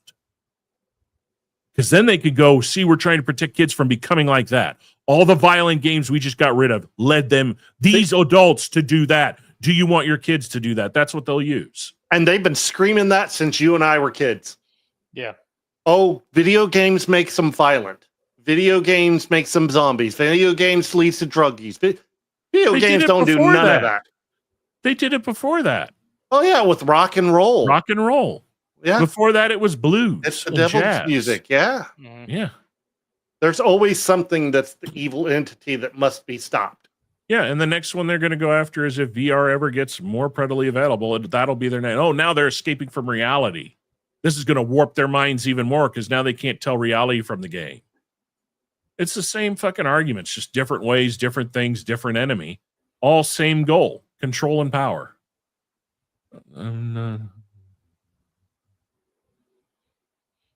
Oh, yeah. Well, they've been trying to do a deeper registry for a while on all that crap. Oh, yeah. I mean, heck, they were pushing. The problem is if Sniffy Pervy had stayed in the game and won, or the cackling wench had won, they would be able to do stuff like that. The problem now is, whether you like the guy or not, the person up there now, especially as VP, when it comes to the Second Amendment, that is not a side of their MAGA base they ever want to upset. And they know it. I mean, with the listy stuff that's going on right now, that's all I'm going to say when it comes to that. Everybody knows what I'm talking about. They've already upset a quarter of that group and seen the backlash. What list? Yeah, apparently she's here now. She's in Fed Light in Texas. Oh, now. yeah? Yeah, they moved her. Yeah. All that crap. Inconceivable. I will say one thing. I didn't have a segment planned out for this part, but I just as I get older, you start losing more and more of the people you watched growing up, and that's just a sad part of life. So I just want to shout out, rest in peace, the ones we've lost recently.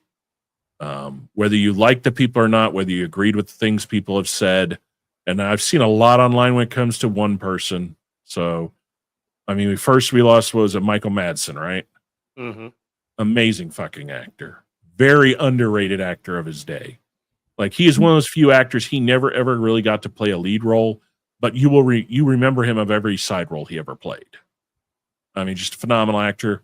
We lost the guy from Nip Tuck, I know, Julian. I can't ever remember his last name. Another great actor. Played Dr. Doom in your favorite Fantastic Four movie. Yeah, I was trying to remember. Yeah, he had been battling cancer. Him and Michael Madsen, I think, were both cancer. What? You already got attention, you fuzzy little asshole. Go back to sleep. That's all you do. You eat, lick your butt, and sleep. Don't talk to me like that. And then following that, we lost Ozzy, which was kind of crazy considering it was only a week after his final show. Yeah, he knew he was in rough shape. I watched that show, and yeah, it was hard to watch. But he had he was, even when they inducted him in the Rock and Roll Hall of Fame, you could already see the decline that had happened. Well, and Like somebody Yeah. said, hey, look at how Ozzy lived his life, and he died at what, 74? Was it Yeah. 74? Right. Hulk Yeah. Hogan, always in the gym, always living that clean life. 71. Well, it wasn't clean life. It was heart issues due to steroids from the early days. So, but then again, back in the day, everybody was, it was not very uncommon for people, even in high school, to walk into the gym and, do a quick D-ball and a little bit of deca stack. That was kind of what everybody did. I never did because I was just kind of like, yay. I didn't like needles back then. And I didn't want, acne all over my ass or my balls to shrink. Right. Or to grow man boobs like Fight Club. Bob had bitch tits. We lost Chuck Mangione, a great musician. Even if you're not into jazz, check out a video of that man. That man could fucking play. Like, he could play. And you could feel that it was from every fiber of his being he was putting into every performance. But then, of course, we lost Hulk Hogan. And that's where I'm going to say that my piece on Hulk Hogan is you're seeing people get canceled. You're seeing people go after him. You're seeing people get angry because of the things the man said. I am and I'm going to word this very, very to the point. In no way am I condoning or agreeing with anything he had said that was wrong, because they were wrong things to say. I am merely saying, look in judgment at all the happiness he did bring people for years through the WWF and the WWE. Look at all the things that the man tried to do right. We are all flawed. We all do wrong things. But I believe in one simple truth. You don't ever speak ill of the dead. Their check has been cashed. Their time has been paid. It's up to wherever they go after to be the judgers. The man's gone. The man had a family. Don't mean you got to respect or like the man. Just leave it be. And for those of us that grew up in the 80s and 90s, dude, it was literally the big three. Yep. Hulk Hogan, Ultimate Warrior, and Andre the Giant. And then shortly after, you had Macho Man, Bret Hart, Ric Flair. If you want a great deep dive into wrestle culture, that era. Friends of mine have a podcast called the Ding Ding Ding Podcast. They're very small. Check them out, because when it comes to the history, these guys know their shit, and they broke down Hogan's life big time, all the way down to his faults, all the way down to everything. And there's a lot of people getting canceled just because they tried to stand up for him. It's like, if you're sitting here saying the guy had an impact in your life because you watched him when he was a kid, that's not saying you agree with the shit he said as an adult or years down the road. You're barely giving solace to the impact that this guy who was on your TV twice a fucking week for 30 years of your fucking life, who in a time where we had so many fucking conflicts from the Persian Gulf to everything going on, kept you proud to be a fucking American. At a time when most people didn't know what to believe or think anymore. Yep. Give a little credit where credit is due. Not saying the man was a racist or not a racist. We don't know. Did he say racist things? Yeah. Did he say them all the time? Apparently, no. It was just the few times they caught everybody says shit they don't want to say. And it's only in this era of everything being recorded does all this shit come back. And I'm really getting tired of, if it's been like past 10 years somebody did something, unless it is an essay or unaliving somebody or, selling people as property, give it a fucking rest. Because I guarantee you, there's 100 motherfuckers downtown in the Bexar County Jail that are way goddamn worse. Oh, yeah. And they're all nationalities. Next show, we'll go into something that did happen in San Antonio. I'm just waiting to say shit because a lot hasn't come out yet. And, we'll talk about it after the show, guys. Oh, okay. All right. Somebody that was arrested in San Antonio recently. Let's just put it that way. I know what you're Yeah. talking about. Yeah, okay. I think I know what you're talking about now. Yeah. I That was a really screwed not up 100% sure. situation. Yeah. But yeah, we're going to sadly keep losing more of these people because shit, half of them are in the 70s and 80s. And Yeah. unlike the actors of today that are living that nice little be-goo-goo lifestyle and, you know, sniffing the tofu farts every day and hitting the gym 9,000 hours a week, they're going to be here a while. Our generational people, they partied like the world was going to blow up tomorrow. So I'm shocked that a lot of them make it as long as they are. Well, some of them right now. As far as they knew, the world was going to blow up. Hey, there's a reason we already said. In the end, there will be only two things alive. What are they? The cockroaches and Keith Richards. Jagger. And Keith Richards. Cool. Keith Richards underwent the quickening. If you know, you know. I mean, come on. Mick Jagger's pretty close to that, too. Highlander references. Yeah, but Richards is actually in better shape. I've seen some videos of the last tour they did, and Jagger's forgetting lyrics and going the wrong way on stage and just generally out of it. And Rich is just sitting there with a fucking cigarette, smoking away on a cigarette right here, another one burning on the end of the pick of the guitar, just jamming away, not missing a fucking beat. Yeah. I don't know. Hey, he's it's still like my Angus pick. Young's another one that'll keep going forever. Yeah, I don't know. Mick Jagger's still my pick for the anti-alive pool. Celebrity death pool? Yeah. You know what's funny is now everybody's like, oh, you can't say so. You know, that used to be like a thing in like workplaces is they would have a celebrity death pool and bet money on it in the workplace saying, okay, which celebrities are going this year. Hence exactly why MTV had a claymation show called Celebrity Deathmatch. Yep. Which was great. Oh, I wish I had it right now. There was something that came across my feed that was freaking hilarious. It said a Gen Xer reaction to a Zennial trying to get them to call a hot dog a glizzy. And have you seen them? I'm pretty sure both of you guys have seen the movie Office Space. Okay, yeah. Of course. So it says that above, and the image, the video it shows below is the guy on the couch going, no. Hell no. I believe you say that, you're going to get your ass kicked. I say the only thing I knew that was a glizzy was a Glock. I'd never heard a hot dog called a glizzy. A glizzy was literally the American term for bukkake. To gliz or glaze. Yeah, well, yeah, that. But I'm saying like the only thing I remember, I've never heard a hot dog called a glizzy. I've heard quickly, Glocks. research where the term glizzy came from. Because if I'm not mistaken, it's probably some jackass Tardville land like Boston. There's no way that came from the West Coast or the South. That has to be a stupid ass East Coast thing. $5 says it's East Coast. Okay. Upper East Coast. Etymology from Glock plus Izzy. Suffix forming hip hop sounding words.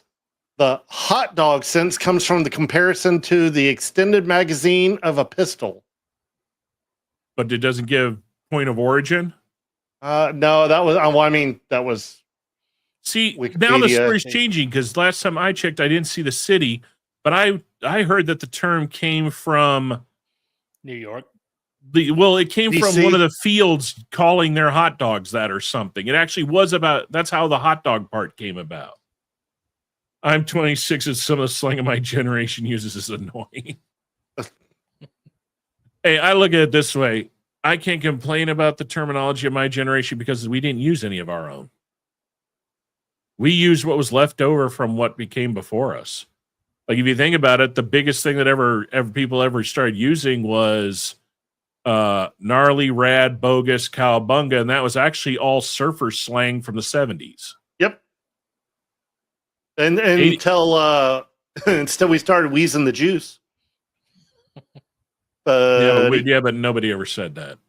I know, but that was the you would only say premiere. that if you knew to basically connotate that we're going to watch it's a Pauly Shore thing, a movie or a show with him in it. But yeah, now that I'm trying to think about it, it's like I can't really think of any slang that would have been like, for the most part, may have been used in the 90s, but wasn't originated in 90s. Yeah, so if you think about it, most of the things we have, like what we call, like all the terms everybody uses for the internet and tech that we have, wasn't slang. That was what, when the tech was formed, people called it. It may have happened in the 90s, but it was never a slang. So the word glizzy originated from the slang for a handgun, specifically a Glock, and later became a slang term for a hot dog. Well, I guess there is a correlation there. Most people that carry that type of style of Glock with the extended or the drum carry it right above their dick. Yeah, there's been many a Prince Alberts due to that. They are lacking a dick. Or at least in my point, dude, if you showed up with a gun in a fight in the 90s, you were considered a coward. Nobody had any respect for you. Even bringing them up, for the most part, a weapon. That's why I've never understood this whole philosophy. No, if you were going to... I gotta shout out that last video Donut had was freaking hilarious. Which one? True. A guy acting like a Barney badass with a freaking Glock with a damn drum mag, pulls it out in the middle of a fight of a crowd, and the security guard already intuitively knew something was about to happen, went to his trunk, pulls out an AR. This guy pulls out his Glock, starts acting like Barney Dum-Dum, and he fucking just literally reached around the car, down the fucker goes. End of story. Game over. Hey, there you go. I thought you were talking about the one where the guy was stabbing the woman, and they came through the door as he was actively doing it. Oh yeah, yeah, that was another good one. I still think the most hilarious one is they got the guy in the apartment and they're trying to get him out, and he's throwing crap at him, and they decide to bring out the whole time they're using tasers. They're not even bringing out lethal on him, and then he decides to jump out the window. Because dumbass thinks it's a fucking Hollywood movie in a 3rd-story window. He's going to survive it. Nope, he went and he said, "Nah, I'm a double jump." Yeah, he just forgot he didn't spend the skill points. Right. Should have put more in agility, buddy. Roll for agility. Nope, counteracted by gravity. That one. Roll your acrobatics. We have enacted the magic sage of Newton's law. No, but it's funny we jumped onto this D&D side real quick. Moon and I have been playing Baldur's Gate. I hadn't played it at all. He played a lot, but we've got it on the theater now, and that's a hell of a game. I've been excited about it. It's been pretty fun. Nice. Starting to get into it all, but doing the old the couch, passing the controller around. It's like, oh hey, this person's talking. Okay, that's your character. All right, here now you do it. Nice. I put in out of shits and giggles. Someone sent me a place that was looking for job. Basically, they're looking for job applicants. So I decided, screw it. I'll put it in and see what happens. Be curious if I hear back from them. So the job position is head of game. Head of game orchestration and development. So basically, you're not a developer or an artist. You're the guy basically making sure they keep track of the deadlines, understand the core tenements of the storyline, basically make everything happen. And they weren't looking for anybody in the industry. They were looking for someone that just basically multitasks, has worked with large groups of people, understands how to deal with people who have tisms and everything. It's for White Wolf Studios. Oh. Yeah. The people that do Vampire the Masquerade, Werewolf. The only difference is, and this is the main reason I applied for the job, guess where it's at? Here, obviously. Paid expense if they hire you for moving. Oh, for moving? Seattle? White Wolf's central office. Stockholm. Oh. Yeah, all the way across the fucking pond. Yeah. It's nice over there, though. Man, my people. It's nice. I'll fit right in. Right? 6'4", tattooed, and highly opinionated. Yeah, but then you'd have to drink warm beer. I don't drink anymore. Not really a big loss for me. Plus, actually, I used to drink certain beers warm, especially if you went to a place that served it on cast. Some of them are actually better that way. Yeah. All right. Well, we got a few trailers we're going to get into before we go on to the full roundabout freedom fright of whatever we decide to come off the pick of our brains and hopefully not get canceled for before we even get going.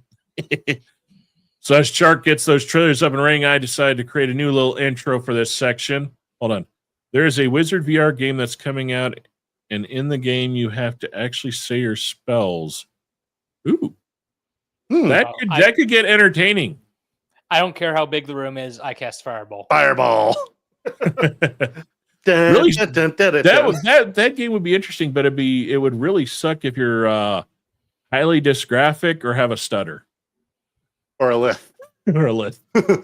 like half the creators on YouTube. I've noticed that, man. There's a correlation with a lot of creators and S's and P's and syllables and. Like one guy heard him even sounded like he had a You're over here saying Fireball, and Goblin comes up and he's like, no, Fireball, and it just runs you right through with his little Goblin sword. It'd be hilarious. That'd be more hilarious is if they're streaming it and you hear the cussing at the end as they're dying. Without a stutter. All the way through like the middle of the game, then you get the no connection on the screen because they threw the headset. They go back to listen to recording all your you son of a. We got a few trailers. Let's see these suckers.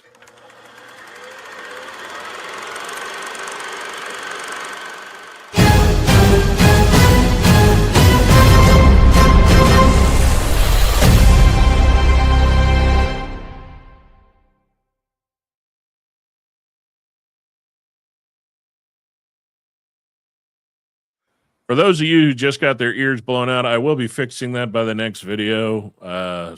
It did not allow me to adjust the audio, and that ending part did not come out, but I figured I'd just try it, see if it works anyway. What? So we got Mr. I Love Myself a Lot giving the intro to this, but the first one we're starting with is Peacemaker Season 2. This is the actual official trailer that just dropped on HBO Max.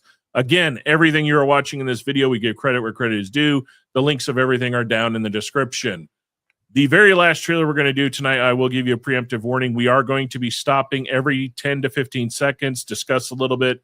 We will not be watching it all the way through, solely because Paramount, when it comes to Tricky Trek, are douchebags. Yeah. Been that way for a while the AI will hate us if we don't. So here we go. This is Peacemaker Season 2. You've all been waiting a long time for this one. Here's the new trailer of Peacemaker Season 2. Enjoy. We doing it up in style. Hey, guys. So FYI, if people are not aware, the blonde girl that plays the agent in this game, in this show, that is actually James Gunn's wife. Oh. That's why she's in it. That's why she's in a lot of his things. I kept noticing that. I was like, why does she pop in everywhere? It's kind of like him and Nathan Fillion. He puts him in everything if he can. In some form. However, though, he did play a great Guy Gardner. He really did do good to that role. I'm sorry. Every time I hear Nathan Fillion, I just think of Big Mouth. It's same. With the girls, you're like, oh, Nathan Fillion. See, it's always going to be Malcolm Reynolds. Well, no. So have you seen Big Mouth at all? Yeah, it's okay. Not my cup of tea, but it is good. I give credit where credit is. They did something good, and they did push the boundary a lot. So I give them credit for that. I got beer. On. Duh. Oh, okay. Okay. Just hand it to him. I'll just hand it to him. I was looking back on my life. I've changed a lot since I last saw you. And all the things I've done to me. I don't want to be a joke anymore. I want to be a real hero. I'm still looking for the end. You wear a clown costume and go out and beat up people. Chris, take something bad and make something good out of it. I need to find the Peacemaker. He killed my son. My past on seeing me. You're being monitored right now. By who? So Rick Flag, senior. after watching Superman, I will say he does do really good as Flag Senior. He really does fit that role. Does he? Yeah, so I got to give Frank Grillo credit. He matches that role. So that also gives a little pause because of the music. That way, YouTube doesn't get angry. Yeah. Yeah. I forgot there's music in it, and that's the one thing the one time we got dinged was due to a song in a goddamn anime. Yeah. Of course they used Ozzy. Not Yeah. right. What is it? They have a dimensional portal, and it leads to a parallel world. What? It's not that big a deal. Get the out, is not. My son is a better man you could ever dream of being. I've tried to make up for my mistakes, but I'm not sure redemption is possible. He's in love with you. Me and Chris, it's never going to be a thing. So wait, that's Gunn's wife? Yes. That way, just breaking it up too. And Chris, it's never going to be a thing. I'm going to make a life in the other world. There's another dimension. It's exactly the same as ours. But better. Best dimension ever. Dude, that's sick. We need to close that dimensional rift. Huh? Oh yeah. Interesting. Yeah. Well, you got to remember it's DC, so we're not dealing with. That's one thing I will hand DC. Even though Marvel and DC have always kind of copied and fed off of each other in one form or another, DC, when it came to their idea of what another dimension / their version of the multiverse, there's some that are pretty dark and fucked up. The Condoms, I'm partnering you up with our new agent, Rip Jagger. Who's Rip Jagger? Hey, fatty. No matter how green the grass is over there, you belong here with us. Wait, hold on. What was on that billboard? Hold on. You belong here with us. Oh, okay. I thought maybe it was Yeah. I thought it was some kind of clue or something. Nah. We're gonna get Chris back. And then out of nowhere, she can fight. Who? James Gunn's wife. She could fight in the first one. Did she? Yeah. Yeah. I didn't remember that. She almost kicked Peacemaker's ass. Oh, No, she's an Argus agent. it's been a long time since I watched. You met your own self from a parallel dimension? You're wearing his clothes. You think I bought this? That's painful. Hi, Mom. We're going to my secret room. You're not allowed to follow. You must be John. Uh-huh. Jesus. Not that dorky. Shut up, Mom.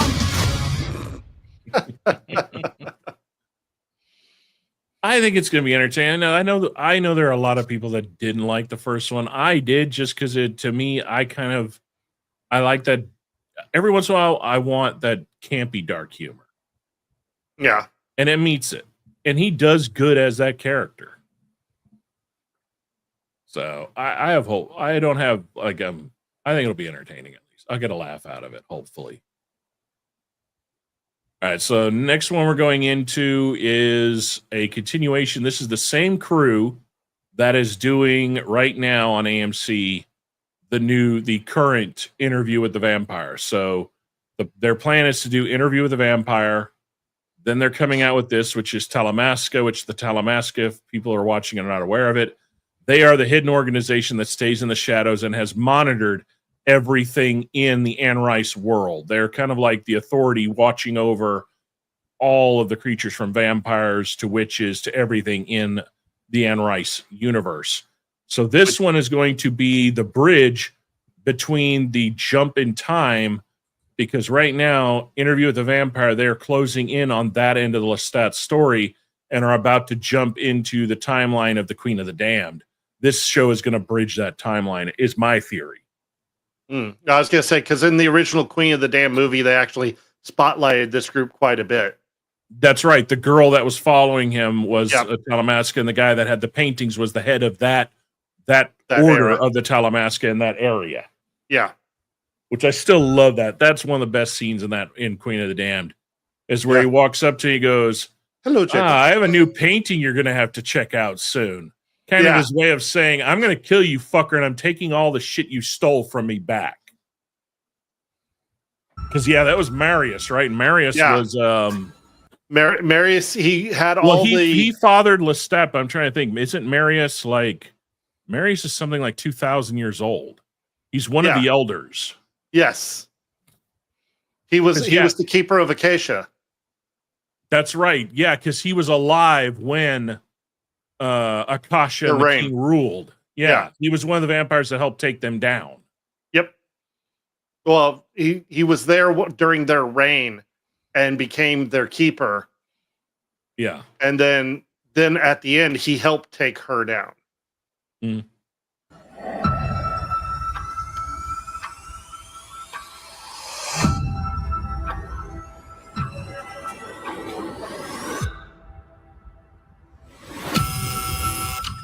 Through that door.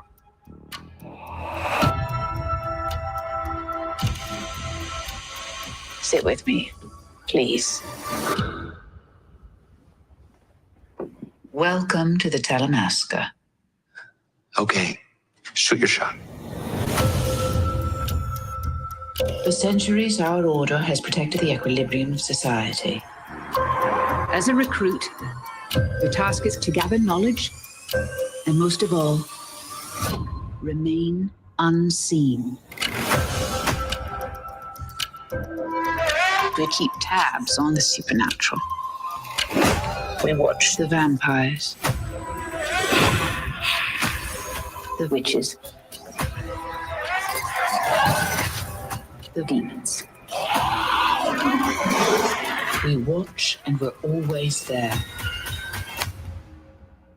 So why do you want me? You have a rare talent, a talent that you conceal. What power do you think you possess? They're lying to you. What the hell is going on? There are forces at play that you could possibly understand. You're hiding something from me. Listen to me. You can't trust them. It's time, Guy. Your mission begins now.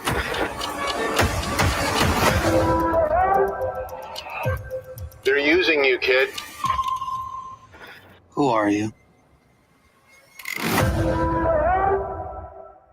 Yeah, a hell of a lot of good actors in that. Yeah. Yeah, like the that main should be actor there. interesting. That main actor, I think he was in the Harry Potter where he went to America or whatever. He had the You're fantastic. talking about Scamander, Newt Scamander. No, he Yeah. looks like Scamander, but that's not the same actor. The one that plays Scamander, I think, isn't that Eddie Redmayne? I think you're right on Yeah, that. because he also played Stephen Hawking's in the biopic. Yeah, he looks like him, but it's not him. Basically, most of the noted actors in all this are all the like the Lady Talamasca and all the older guys that were confronting him. All of those are very known actors, especially the guy that they showed at the end. He's been in a ton of shit. Again, a lot of people have never played major lead roles. They're always side actors, which isn't a bad thing. I think it's going to be good. It's all just if they execute it right. But so far from that trailer, it looks like it's going to be good. Yeah. So next we got up Avatar: Fire and Ash, or as I call it, Fern Gully in Space 3. You know what? I have to say that I kind of feel like it's heading the way of the other Avatar because we had the Earth Kingdom to start. I think it's just heading in the way that it's like, how many We- motherfucking more of these are you going to squeeze out the pipe? Well, it's Like, we already know it's going to show special effects we've never seen before. It's going to get so fucking realistic. The last one was that. Yeah. But I got something interesting. Can you verbatim tell me anything of the story of the last one that sticks in your mind fully? Exactly. The only thing I remember. Think about it. You children. think about it. You remember everything about the first one because the first one was groundbreaking. It was ahead of its time. It set the standard for what CGI could be. It set the standard for, using red cameras, all of that. But the second one was the same thing. Everybody's the same thing. Okay, I remember the kids, but not anything else because it has no substance. This is the same thing. You're going to go into it. It's going to be like, oh my God, that is visually amazing. Oh my God, how did they pull that up? Holy shit. And then a week later, you're going to be like, what the fuck was really happening in that movie? Because it's not, it's a cash grab at this point. It's let's show up what we can do technologically and grab some more money. Well, and like I said, James Cameron's got to go further into the ocean now. Right. We've had the earth, we've had water, right? Now we're going to get with some pissed off fire people and some air nomads. Where the hell have I heard this before? Yeah. Here we go. The first one wasn't original. It's exactly what I said. It's Fern Gully in space. Yeah.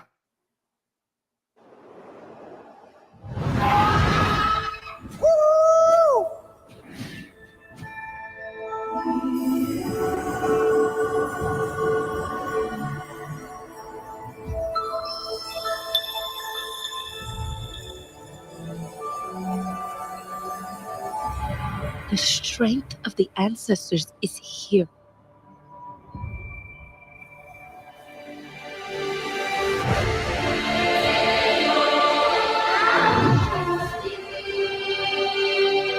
And I'm sorry. Did he just straight go Cthulhu on those or what? Yeah. Pretty much. Hey, there. Pause it real quick. There's something we need. Crack open and start making some serious fucking TV series off of the Lovecraft books. They've only done a couple of small series on that, and no. They've done no true series. There are series that have brought up ideological characters from God damn it, I can't talk. There are shows that have taken from its ideas and characters from its mythos. But only one show has actually been based off of Lovecraftian lore, and that was Lovecraft Country. Yeah. And HBO, like a bunch of twat waffles, canceled it after one damn season and regretted it because they realized that they lost 2 actors that literally won Academy Awards the next goddamn year. Mm-hmm. And the only reason they did it is because they burned so much money that year, they lost money on Watchmen. Because rather than follow the direction of the comics, they turned it into Dr. Manhattan's turned into a cockled biatch who hands all his power over into an egg to the woman he fell. It was basically woman. Trump allegory, bad. Trump allegory, bad. Woman. That's the whole damn thing. Whoa. It literally had nothing of the comics in it at all. And it was so bad because it was so sad because, I mean, Christ almighty, they had Jeremy Irons to play the older version of Asmodeus. Yeah. I mean, as Asmodeus, I mean, Jesus, they Watchmen is one of my favorite things. I have literally the very first Watchmen comic, first printing. CGC 9.6 signed. I have every Watchmen was like what when I was younger and I started slowly getting away from comics because there was not a whole lot that I was really reading. The comic book shop, Adam's dad at Heroes and Fantasies, handed me Watchmen. He's like, I know it's an older comic, just give it a read. Once I read it, I was like, holy shit. And he goes, now let me show you the shit that this writer has done since then. And he goes, this is one of the people that he mentored is Garth Ennis. He's about to redo The Punisher. And that's the Punisher storyline that we got in the Thomas Jane version of the Punisher films. And yeah, it got me back into it. But yeah, they epically fucked it. They had a golden goose and they fucked it. They cracked that egg and it was sour and they still made the omelet. Yeah. You know, it gets so this particular picture right here, though, for some reason, just gives me Fievel Goes West vibes. Oh, it gets better. You remember they have the one kid that's still human, right? Yeah. Here's a question. All the humans What's are his name? gone. Son. They chased him off the fucking planet. Where the fuck's the oxygen tanks for that motherfucker coming from? This is years later, and somehow they ain't run out. Well, remember, they kept a select few humans. The true scientists. Where are they and getting the experiment. oxygen from? They blew up the base and the ship. I don't know about you, but even in Pandora, oxygen's still flammable. I don't know. I don't think that they should have even brought the kids in to begin with. Well, the kids, yes, not the Earth kid.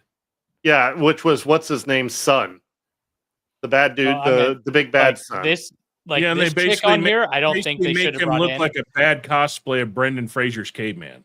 Yeah. The other two kids, Here's I my don't think question: should have been there. How did this one even come to be? Because her character died.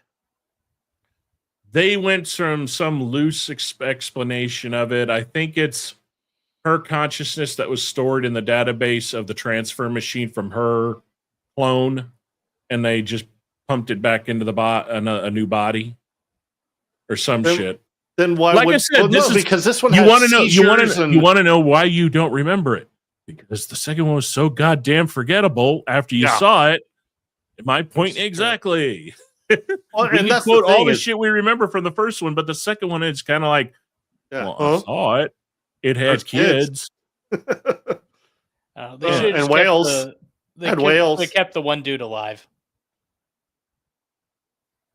Well, the biggest bullshit is the best villain in the whole arc of the series. He kills in the end of the first one. Yeah, But they bring back for the second, and No, they now didn't. the third. Yeah, they did. Well, they brought him back at the end, but no, he's primarily back in this one. They you'll see him in a couple of minutes. Oh, he was day one on the other one, on number 2. Scarface? See, that's what I'm saying. I don't remember the second one. Yeah, he was the BBG on that one how too. forgettable it was. But Oh, look. did they bring it? Okay, I can't remember. Did they bring him back as a human, or is he in an avatar body? No, he's an avatar. Okay, good. So that explains why he's in it. Like I said, I don't fucking remember it. Yeah.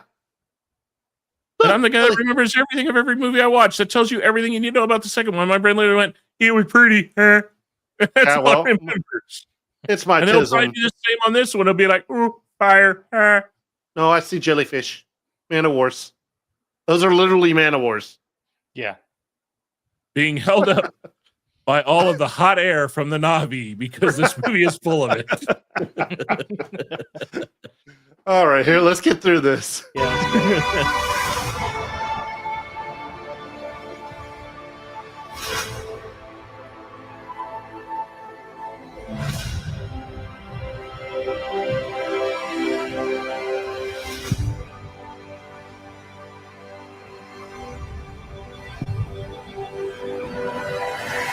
You cannot live like this, baby. In hate.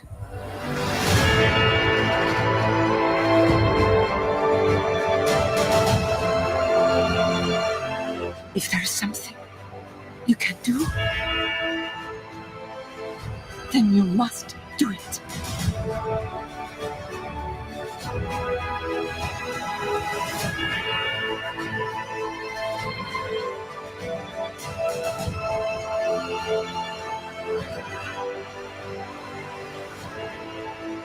The children. No, Spider.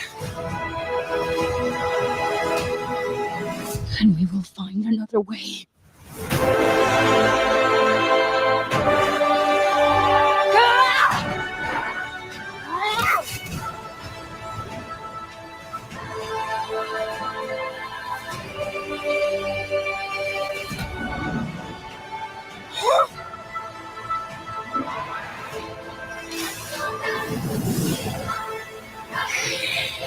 Your goddess has no dominion here.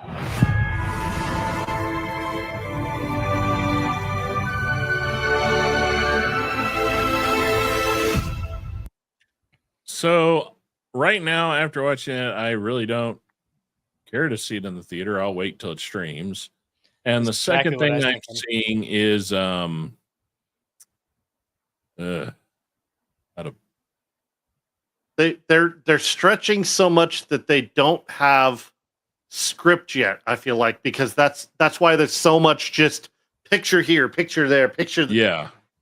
Well, it also comes down to the only way this one is going to capture any view of the audience is you are going to have a lot of major character death. Yep. Some consequences.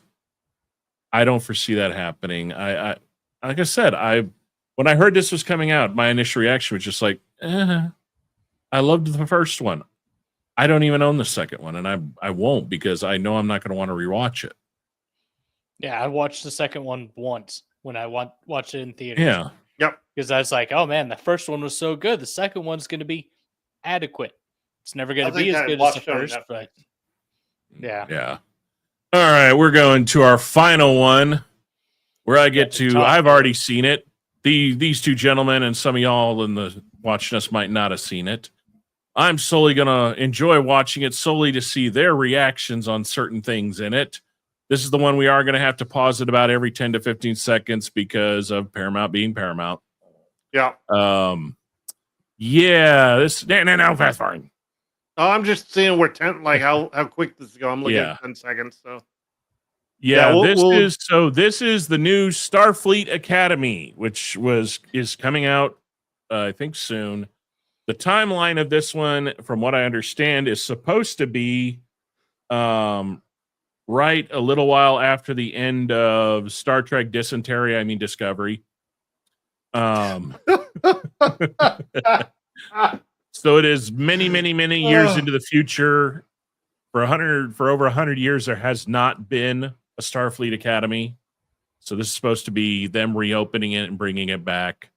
There's supposed to be, I guess, some people from the Discovery that are going to pop in and out. It has some bunch of nostalgia bait in it, as y'all are going to see. But I'm going to watch Walrus laugh, Shark laugh, and also get pukey in his mouth at certain points. So let's let it roll. All right, let's get this first few seconds done.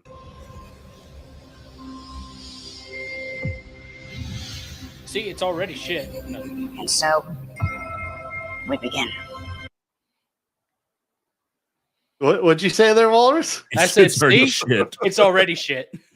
San Francisco, so you got to get it right. It's the future, but it's still a little smoggy and trashy. I was gonna say this looks like modern San Francisco right now. Too many, square windows, and this doesn't look, no. Oh, Yeah. Look, there's some flying things. Big whoop. I'm Captain Nala Ake, Chancellor of Starfleet Academy. Is that Luna Lovegood? See if you picked up whatever that fucking name was.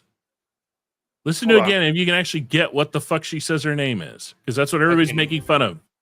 Malarkey. No, let me go back to here. No, yeah.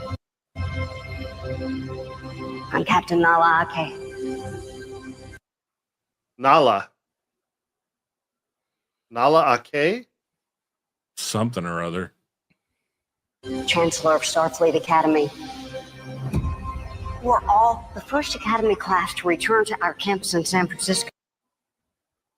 And by the way, if I'm not mistaken, that's Helen Hunt. Yeah. Yeah. After more than 120. Okay. I don't recognize this species. Yeah. It's one of the ones that appeared in Discovery. It's a future species in the canon. Years. They developed after the burn. Okay, these robots are way out of whack, but whatever. Not for Discovery, though. See, I couldn't. You got to remember, Discovery, so it'll give it a little bit of time for the algorithm to not ding us. Search real quick. How far forward is Starfleet Academy Season 1 from Next Generation? And that'll give you kind of a clue of how far forward we jumped. No. You'll be out in a second. No. Oh wow. Okay, so it's saying that from TNG to this is 1,000 years. Yeah. Oh wow. So yeah, there's a lot you're going to see technologically that if you watch Dysentery, you'd know. Yeah, I couldn't do it. I tried. I sadly did all the way through just because I wanted to see if it had a glimmer of hope. And like I said, the only glimmer of hope in the entire show was when it ended, the little tidbit of canon it gave. I basically stopped after Voyager. Okay, so spoiler, because anybody that's seen it, I'll save you all the fucking time. Shark and I talked about this. So Walrus, in Discovery, when they jumped forward, the guy in the glasses that kind of reprimands them, he teleports in and out all the time. Okay, yeah. But he's very sketchy on nobody knows what his real name is or anything. Explain who he actually is, Shark, because you'll do it better since I told you who he is. Oh, hold on. I got to pull all this back up now because there's a whole lot of history there. But he's basically an agent of Section 31 that's part of the Time Corps. And he's a temporal officer, and he's not always the greatest guy. He was the temporal officer that we encountered in Voyager. We encountered him a few times in Next Generation. He's the one that recruited Wesley Crusher into the Time Bureau. He's also the one that his biggest contribution was in the canon of the shows was in Enterprise. But in the end of Discovery, he introduces himself as the name that he gave both Janeway and Riker. Yeah, and I'm trying to remember it off the top of my freaking head. Davis. Stavies. Davies. Yeah. Yeah. Lieutenant Davies. But anyway, he the time frame that this is taking place in is close to the time that he is actually running the Time Bureau. Yeah. Kovich.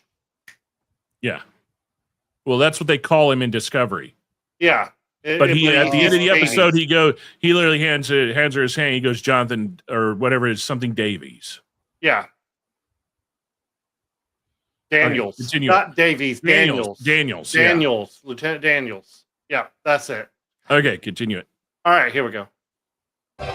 Some of you are here for your families. Okay.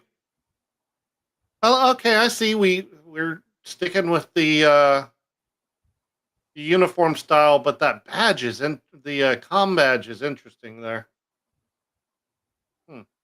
I don't hate it though. No, I don't hate it either. I like the zipper. See, I also look at this. I also look at these as okay. People are going to be doing these as cosplay. What they got to do? Yeah. Yeah. Some for yourselves. Together, you are the best and the brightest from across the galaxy. A tapestry that is. Okay. Yeah. Okay. Saw that Klingon there a second ago. Starfleet. Yeah. You will learn the skills. Pause it. Go back to that screen. I was trying to go back to. All right. Right. No. Okay. Hold on. Play and then pause. You will learn the skills. Pause. That shape. Ah! God Why is damn my it, pause button going away? There. Use the space bar, damn it. All right. So here we go. You've got Admiral Lewis Bridges.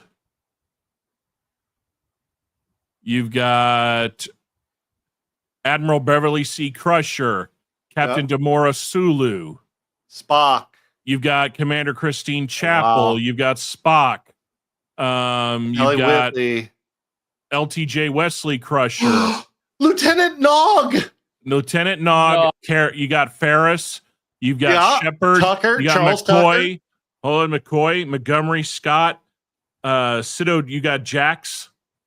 Paris, Riker, Sato, Data, Bashir. Beverly and Wesley. Crusher. So you see, they're hitting you with the nostalgia bait right here. Yeah.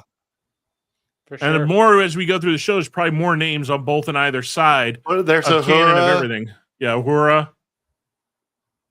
Chekhov is below Uhura, by the way. Yeah. I see that. All right, keep going. Shaped our greatest officers. But those are interesting battle uniforms. Yeah. Huh. Stormtroopers. Like them, we'll ask you to give more of Richard Picardo! yourselves. Thing you knew you had. To dream without limitations. Whatever challenges came. Hold on. The Klingon Challenges came before. Yeah, Oh, he's okay, not okay. very Klingon-y. Well, so Probably a half breed. there we go. Yeah, I was gonna say he does look half. Which okay, to be fair, the Klingons would always genetically take on that which made them better.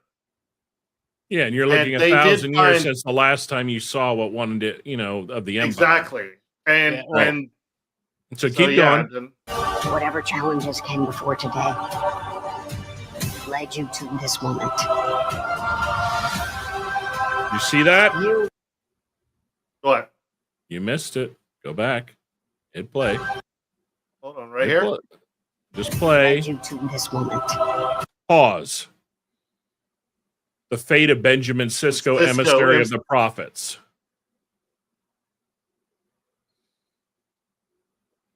Captain Sisko's So fate. there's a little bit of nostalgia bait. You might actually get an answer Yeah. what the fuck happened to him. Yeah. So they're trying to bait in the old Trek people with this stuff. Keep going. Trying to see what over there the other. They're just screen, too. alternating continuums and other stuff like that. So it's definitely like part like a requiem of knowledge, like their version of a museum. You here now. What the hell was that? Yeah, you don't need to rewind it. Just keep going. You weave together the future. That was dumb. Tig Notaro yeah, she- again. They yeah. put her in everything So now. go out and There you go. What? Okay, she's not the first, but no,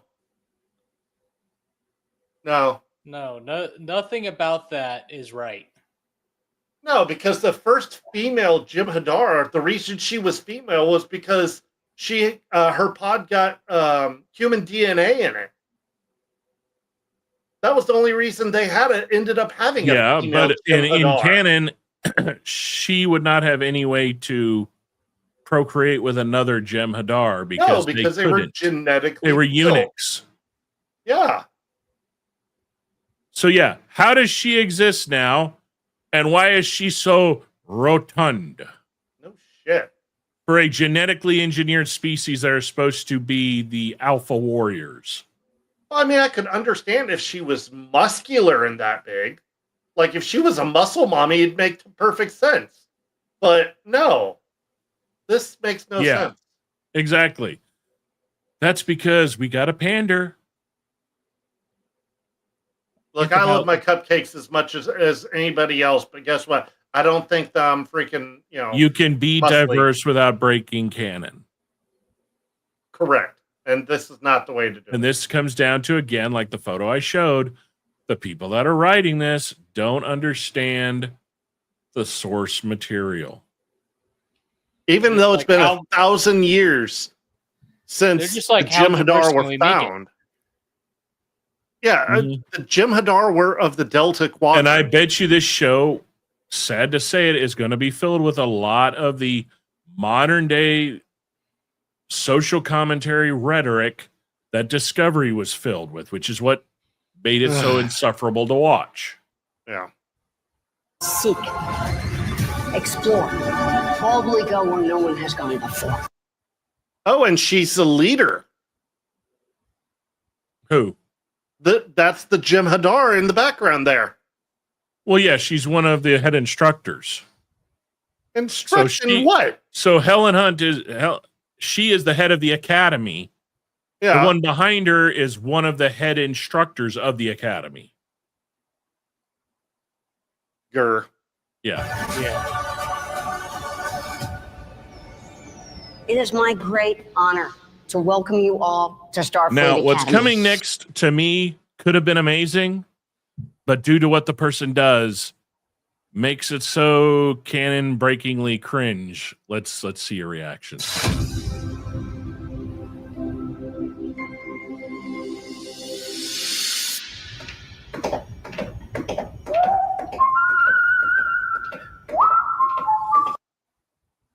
Okay, I saw where that's going, but what is that in the back right?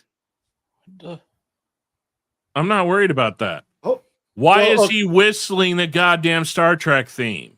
yeah, and also, But him playing a potential bad guy, I like, because it is Paul Giamatti.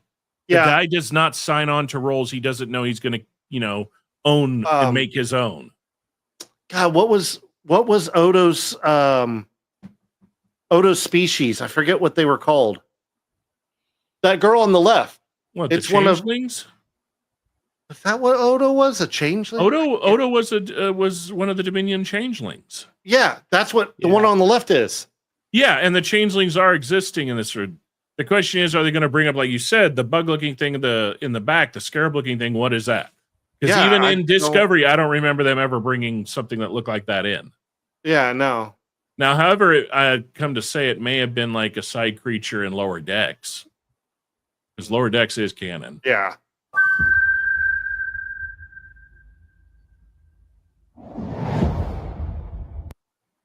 But yeah, no, there's several off-putting items in there. Yeah, I like what. So Entity said how did he put it?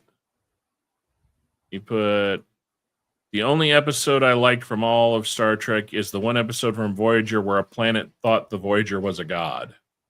That's actually happened in a couple of different tracks in different forms or fashion. Well, that's they also, honestly why the Prime Directive exists. Yeah, well, they also did that in Orville. Yeah, but Orville doesn't have a Prime Directive. Correct, but I'm saying they did that whole thing as Didn't what's they her also name do it as a in god. one of the movies? Well, you're talking about the Kelvin timeline trek, the second one. Oh yeah, that was just them trying to save the planet, and the people saw it. So that was just kind of, they thought the ship was, you know, some type of powerful being. But yeah, that's why when I saw it, I was just kind of like, all right, there are things about it that look good. There are things about it that are just very cringy. And then I knew someone like you had dissected way more. So, yeah, no, Entity, we knew which Voyager you were talking about. Yeah, you're talking Janeway. Yeah, so I don't know. I'll watch it just because of Giamatti. But if it goes the route of Discovery by the second episode, if he ain't in it and it's pulling the Discovery shit, I'm out.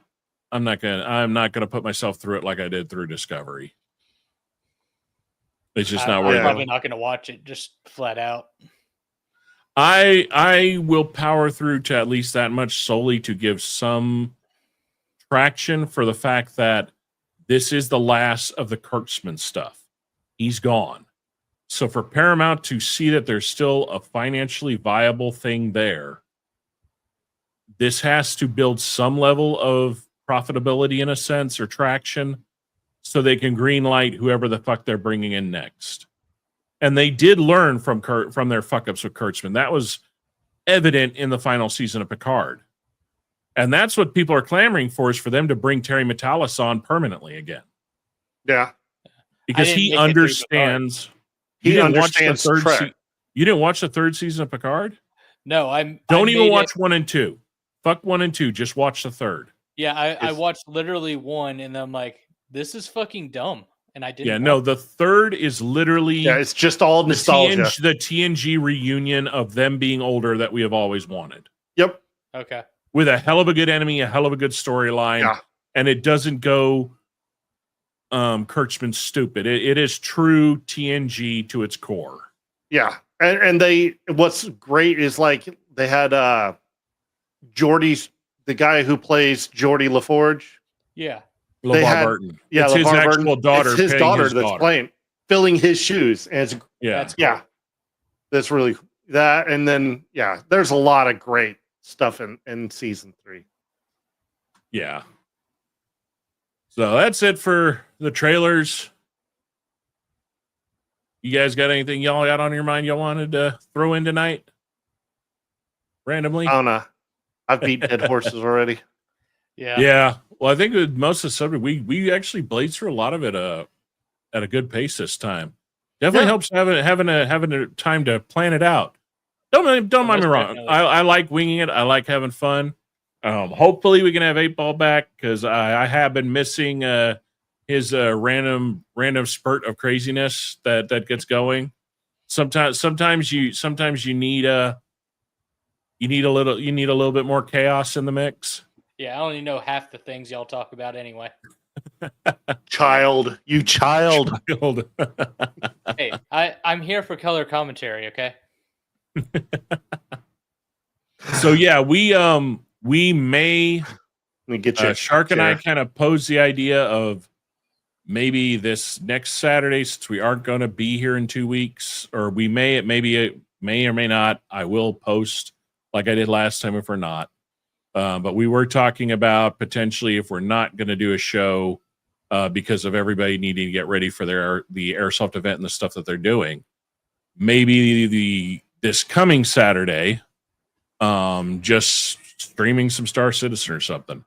All of our links are now up there for both Kick and YouTube and Rumble. Feel free to follow.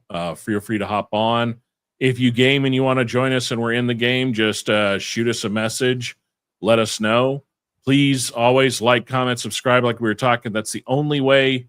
Like we're not asking for that to be monetized. We're not asking for that to make money. We're asking that solely for a chance that other people that are searching for stuff like that actually come across us. So we have more people to join in, talk, more people to hang out with. Let's see. Speaking of airsoft, Entity, you're definitely going to have to fill him in on the anime and everything. There are that's honestly a great thing for next show to talk about is that there are even more. Some of the animes we were talking about, what was it, a couple of episodes ago, there were no trailers. There have been trailers. So sadly, a lot of them we can't show because the frickin' music, they will ding us to hell. Yeah. But we can at least discuss them. And yeah, you're definitely going to have to tell him about that entity when he is on. Like you said, he just got a lot of shit going on right now. He wanted to be here tonight, didn't happen. But yeah, what do you got going on Airsoft? I'll say Walrus and I at the end of this month are going to be heading out to New Mexico to the land of enchantment to go play some plastic BB war. The American Milsims Copperhead 10. And it's a 3-day event, pretty much, of going out and shooting people because, it's cheaper than therapy.